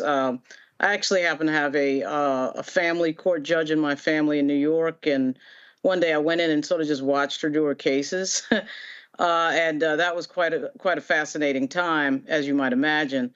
A lot of them are divorce custody cases, and very fraught with a lot of emotional stuff that goes on. But yeah, quite frankly, where individuals don't want to pay health care, don't want to pay for school, don't want to pay for food, don't want to pay for a lot of stuff that has to be done to care for that child. That's why the family court was established. Yeah, well, in the family court as well, the biggest thing is when you just have a couple that breaks up and nobody can decide on where the kids are going to live and what the visitation rules are. And that, of course, is fraught with peril. And my relative, who's a judge, has to walk around the courthouse with a guy with a big gun around his shoulder in the courthouse, not outside the courthouse, in the courthouse, because, of course, these are extremely emotional cases. And there have been courthouse shootings in family courtrooms. Yeah, and so for me, but I'm sort of off the bus the minute you start talking about not paying, either the system not paying or one of the folks involved in creating that child not paying, and I'm out of that discussion, because when we do not support our children and economically support our children, we pay on the back end in a big way and an expensive way usually. Particularly in cases of broken homes and, incarceration, all of that. Truancy is extremely expensive. We certainly have the money to do everything else, particularly sending money overseas. So all of this whining and complaining about, oh, my God, we're spending money. The average food stamp allotment in this country is still under $100 per month. It's not like we're giving millions of dollars to poor people. Particularly people who are single parent families who are raising a child. And that's why the income tax credit, the child tax credit was such a huge deal, lifted a bunch of kids out of poverty. So the entire discussion around, oh, somebody's a deadbeat. I mean, it's ridiculous. We're a rich nation and we should take care of our folks. So I don't know. But again, a rich nation doesn't take care of our folks. That's a whole different conversation. Mm-hmm. These are individuals who impregnated women who result is a child. And again, Greg, okay, guess what? Faison, you may not realize that. But I need a lot of people in this country to understand that you can't make demands of a Vice President Kamala Harris or Donald Trump that they have no jurisdiction over. Just like you can't demand of the county commissioner where you live, county commissioner, you got to fix these schools. If I don't have jurisdiction over the schools, I can't fix the schools. Now, there may be a school board. Does that school board have jurisdiction? Just like, and again, I'm helping all the people out here who don't realize this, okay? I'm taking Washington, D.C. out of the conversation because this is the District of Columbia. It's not a state, it's a city, but it's a city that actually has a mayor, the city council, but federal Congress has oversight because it's a district. So I'm gonna go back to Houston. I'm gonna go back to Riverside Hospital. Scott Street is a prominent street in 3rd Ward, Houston. Scott Street, if there is a pothole, and this is for Faison and the people out here who don't know, if there's a pothole on Scott Street, you do not call County Judge Rodney Ellis or, County Commissioner Rodney Ellis or County Judge Lena Hidalgo to fix the pothole on Scott Street. Why? That's a city street. You have to call Mayor John Whitmire. But matter of fact, Houston has at-large council member districts. You don't call council member in Northwest Houston about the pothole on Scott Street. You call the council member for that district. So people need to understand, and I see this stuff all the time where people are saying stuff, don't even realize who's over it, who controls it, who to talk to. In fact, it happened today at CBC. Some woman, came to, in all good meaning, she came to me and she said, I just moved to Georgia. I'm trying to get in contact with your Congresswoman, Jasmine Crockett, because I want to do something about them taking people off the rolls in Georgia. And I went, why are you calling Jasmine Crockett? I said, Congresswoman Jasmine Crockett represents a district in the Dallas area. You live in Georgia. So if you want to deal with, and I said, and matter of fact, Congresswoman Jasmine Crockett is on the federal level. The issue you talking about is a state level. And I literally said, sister, if you want to lend your talents, I said, call Georgia Stand Up, a grassroots organization in Georgia. I said, but you in Georgia calling the Congresswoman in Texas to deal with a Georgia problem, that ain't gonna work. That's what we're doing. People, it's Civics 101, Greg.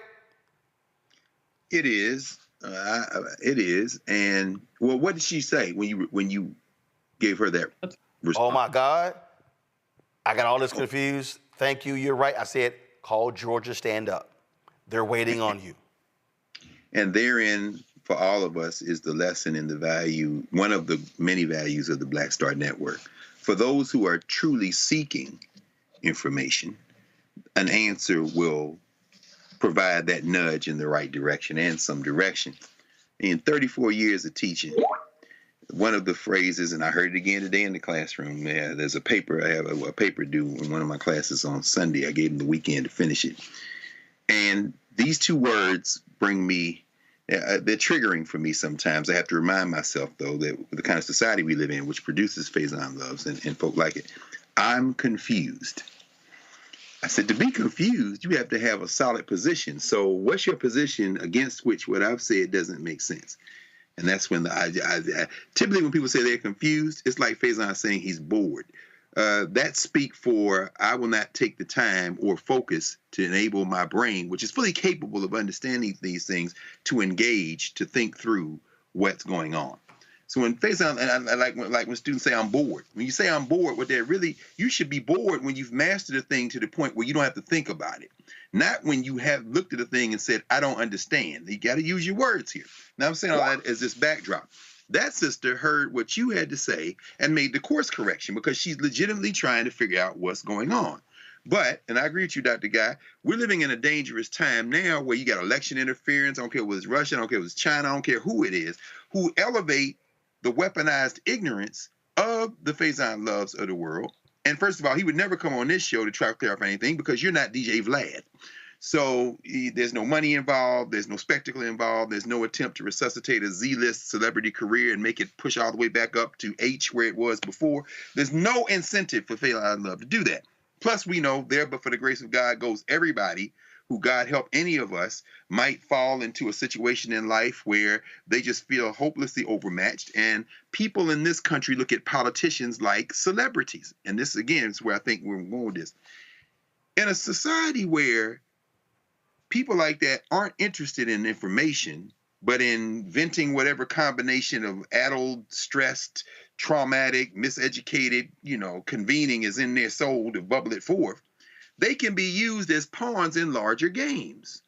We know that voter suppression is real. We know that weaponized ignorance is real. And a Faison Love has a role to play in a federal election that will set aside all the intelligent conversations about federal and state and local power, set aside all the conversations about child support, where it comes from, why it's necessary, why it must be paid, when in moments when, and most of the time you're talking about men to women, but with women to men, these adjustments should or can be made. That's the conversation for legal scholars, for people going through it, for politicians, for media folks who are informed like you.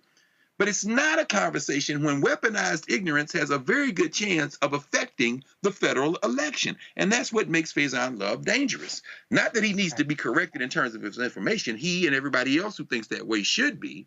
But because they can be used as pawns in a much larger game. And the next thing you know, the next fool that turns on social media and says, see, Kamala Harris is not for getting rid of this child support. She's against black men. And then here comes the press from wherever, Moscow, Beijing, wherever, and boom, it's weaponized. And here go 3 more Negroes in barbershop spreading ignorance.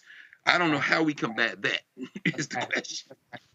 That's right. Well, I just, the thing for me is, folks just say stuff, and you're right, and I keep saying this, but all these celebrities, you have a larger platform than some Yahoo talking on social media. Absolutely. You do. And so, before you open your mouth, ask somebody. Literally say, hey, bro, let me ask you a question. Could Vice President Kamala Harris or Donald Trump or Joe Biden, could they get rid of child support? No. Now, it's also important, make sure you ask somebody who knows what the hell you're talking about. So right. You know what, matter of fact, let me just give this advice to Faison Love and anybody else. I want you to go through life as if this is the game Who Wants to Be a Millionaire. And now remember the game Who Wants to Be a Millionaire? Remember they had Phone a Friend? Now, Lifeline. Now, every single one of us know is some people we know ain't never getting a phone call. Facts. Now, you might have a friend if the question is about alcohol, call their ass. Because you know they are partying drunk. Call their ass. I'm going to tell you right now, if the question has to do with alcohol, don't call Ro. I don't drink. I can't help your ass.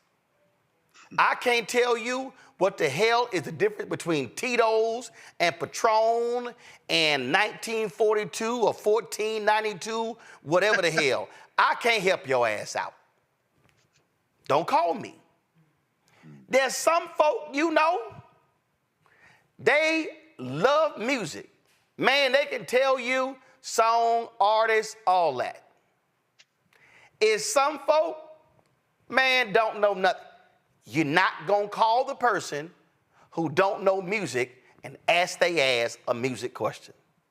So the Faison and a bunch of y'all, if you got political questions, don't ask somebody your ass know who you know don't know a damn thing about politics. Ask somebody before you do a video and post it on social.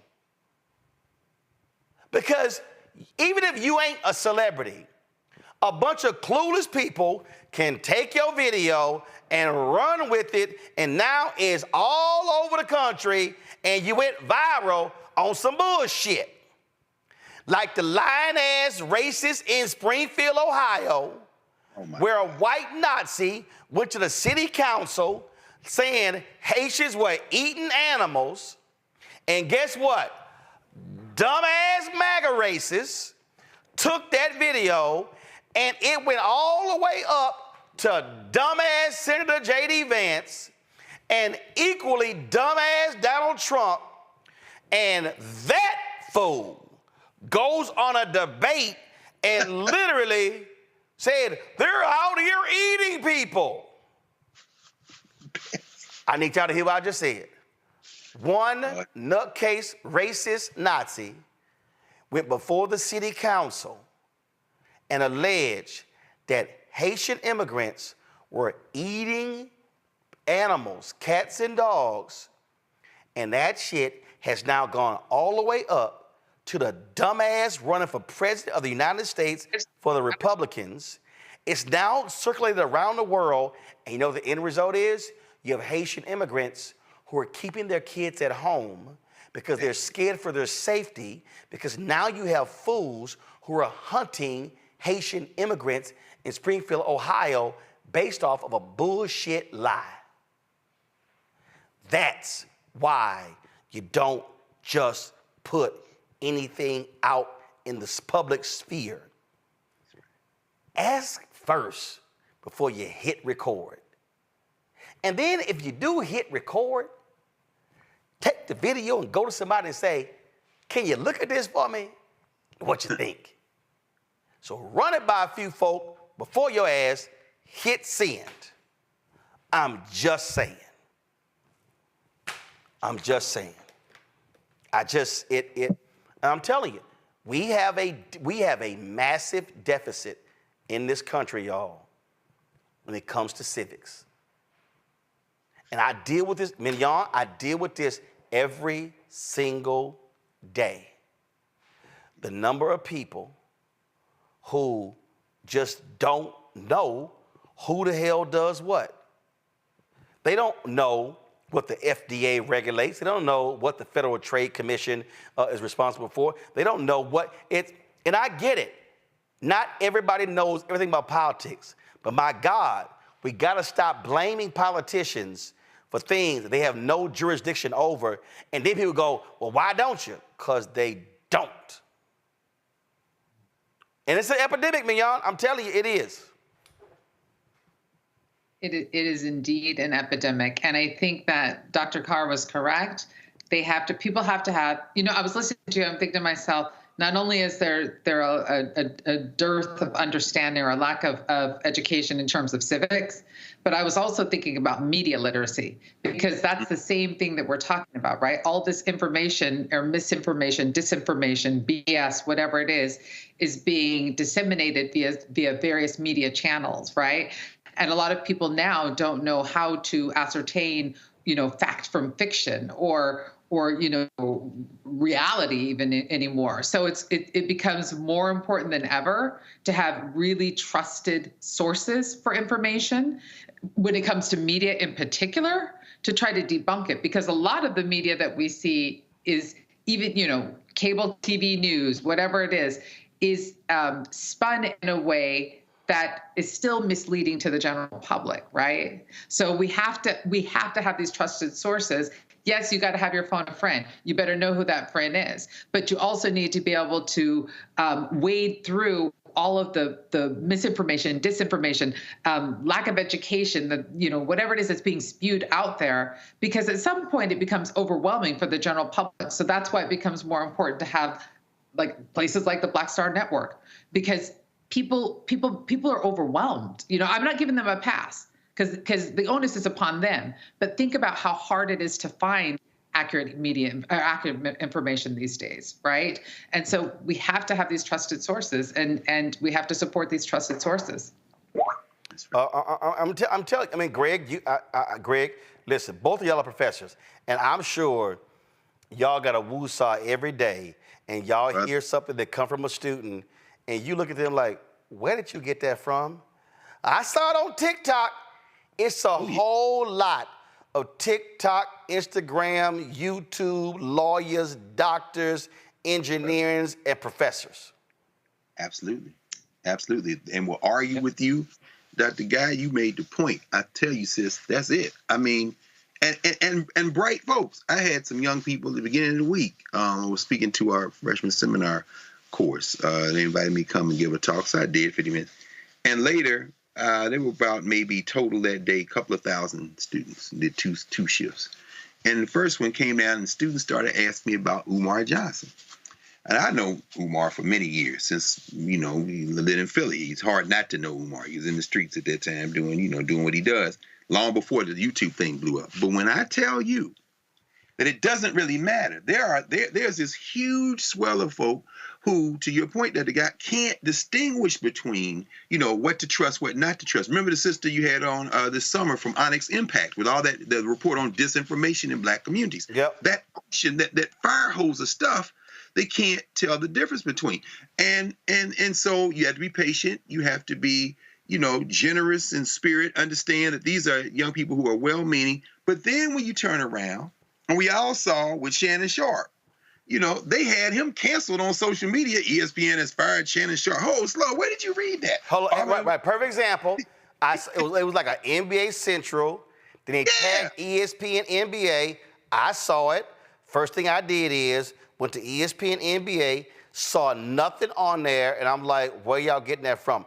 Like right now, all these Republicans, a whistleblower alleges that ABC gave Kamala Harris test questions, and that's how she knew the answers. Man, go sit your ass down. Come on. There it is. I mean, like you say, like Asosa Osa, who was the principal at Onyx Impact, said this summer to you. When you can't tell what to trust and what not to trust, you have to be able to look to somebody you trust to help you with that. And I agree with you, Doc. Black Star Network, it's more valuable now than at any time because we are entering a phase of political warfare that the species has never seen before. And again, this goes back even to Donald Trump. The idea that somebody like that could even run for president, what Lawrence O'Donnell and them were talking about when they said, what do they call it, sane washing. You have normalized people who should never be normalized for the roles they're aspiring to. And that celebrities have always been key in politics. That's why the Republicans, for example, depended so much on Jack Roosevelt Robinson when the Republican Party was something very different. But after Barry Goldwater got in, Robinson said, I can't go that far with y'all anymore. And then it cost them politically. Well, this isn't 1964. This is 2024. And now you can have everybody from Jermaine Dupri to Faison Love doing what they're doing. And on a network like this, unlike a lot of people, Roland, you will invite those people into the space and walk them through the era, whether it be Ice Cube or all the way through down to, what's his name, Tyrese. You will sit with them. And I think finally what that does is in this firestorm, this blowstorm, this fire hose of misinformation just out there, it does give people a source they can trust, if for no other reason, to come to help you walk through all that stuff. And that's the kind of trust that our people need more than ever. And again, that's what makes this network so important. Indeed. All right, folks, that is it for us. Lauren, I appreciate it. Thanks a lot. Mignon, thank you so very much. And I'm sure you have your Time Life headset next time you come back on. Just for you. I forget nothing. Dr. Carr, thanks so much. I appreciate it, Frat. Appreciate you, bro. All Folks, that is it for us. Tomorrow, we're going to continue our conversation regarding what's happening with Haitians in Springfield. John Legend has actually dropped a video. He's a Springfield, Ohio native. He dropped a video on social media. I have it right here. I was going to play it, but I'll save it for tomorrow, where he talks about what's going on there. And we'll also talk to Haitian journalists about that as well. Folks, support the work that we do, y'all. I told y'all already that when we talk about, I told what Cash App has done has driven me crazy in terms of how they are capping the number of transactions. So what we had to do is we had to create two additional accounts. And so let me do this here. So let me show you what those are, so you know, and you're getting it straight from me. These are the only, so the one account that we have is Cash App, $RM Unfiltered, okay? So we have that one, all right? So matter of fact, I'm gonna put both on the screen. Just give me a second. So we have, so there are only 3 that we have, and I hate the fact that I have to give you 3. I prefer, because we've had fraudulent people trying to steal from our users, create these accounts where they are close to our name. So that has happened. So I hate to have to do that, but I'm left with no choice by the folks at Cash App, because what they've done is they've changed their procedures to now they're capping the number of transactions you can have per day, per week, and per month. And that, listen, we don't control how many people actually give on our show. We don't control any of that. So y'all know I sit here and don't play. I consider me talking to y'all, and also black people on YouTube. I'm sitting here, so this is what I want y'all to do.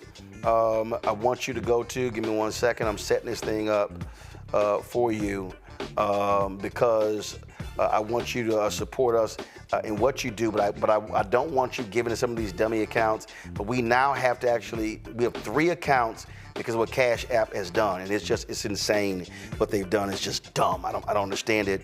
It makes just no sense. Like, what are you doing? Why would you even do something like that? Let's see. For some reason, our Roku is not working. Let me, come on. Let's see if I can do this. So, our Cash App is $RM Unfiltered, okay? That's our normal Cash App, okay? You can also support us so that this isn't working. I'm gonna have to do this a separate way. Okay, so our normal is Cash App $RM Unfiltered. But we also have another one. Let me show y'all what that one is. Hopefully I can get this connected for you. Looks like we cannot. So I'm having some issues connecting. So I want to show you from my iPad this account for some reason. So here's the deal. Cash App $RM Unfiltered. That's our normal one. The other one that we have is Cash App $Uncle UNCLE ROROMARTIN. The other one that we have is $BLK STAR Network, Black Star Network. $BLK STAR NETWORK. Those are the only 3 that we have. Now, if y'all give, here's the crazy thing, they don't even tell us what the hell the cap is. So we don't even know what the number is. So we just look at how many transactions we got that day, then all of a sudden we see the rejections. So it makes no sense. So this here is our normal Cash App right here, $RM Unfiltered, okay? So then we had to create another Cash App. So this is the other Cash App, $Uncle Roro Martin. Then we had to create a third Cash App for Black Star Network, $BLK STAR NETWORK. So you can hold your phone up to the screen and you can literally just put your camera up and then tap it. It takes you right to the account. So I'm gonna do it for you again. So this is Black Star Network, BLK STAR NETWORK. Our Black Star logo is on it. The other one is right here, which is $Uncle Roro Martin. So you can hold your phone up to that if you want to use that one. And the main one that we have, and it's rejecting a lot of your donations, is the one we've always had, $RM Unfiltered. And so that's what that one is, so you can hold your phone to that one. So hopefully Cash App would get rid of this stupid ass new rule, but we can't wait on them because many of you want to support the work that we do, and we appreciate every single dollar. I'm telling you, we don't waste money. We want you to be able to support what we do, and so we got to go to this route. So here are the other ways to give. You can see your check and money order, P.O. Box 57196, Washington, D.C., 20037-0196. Again, PayPal, R Martin Unfiltered. Venmo is RM Unfiltered. Zelle, Roland at RolandSMartin.com. Roland at RolandMartinUnfiltered.com. That's it, folks. I'll see y'all tomorrow right here on Roland Martin Unfiltered on the Black Star Network. Holla!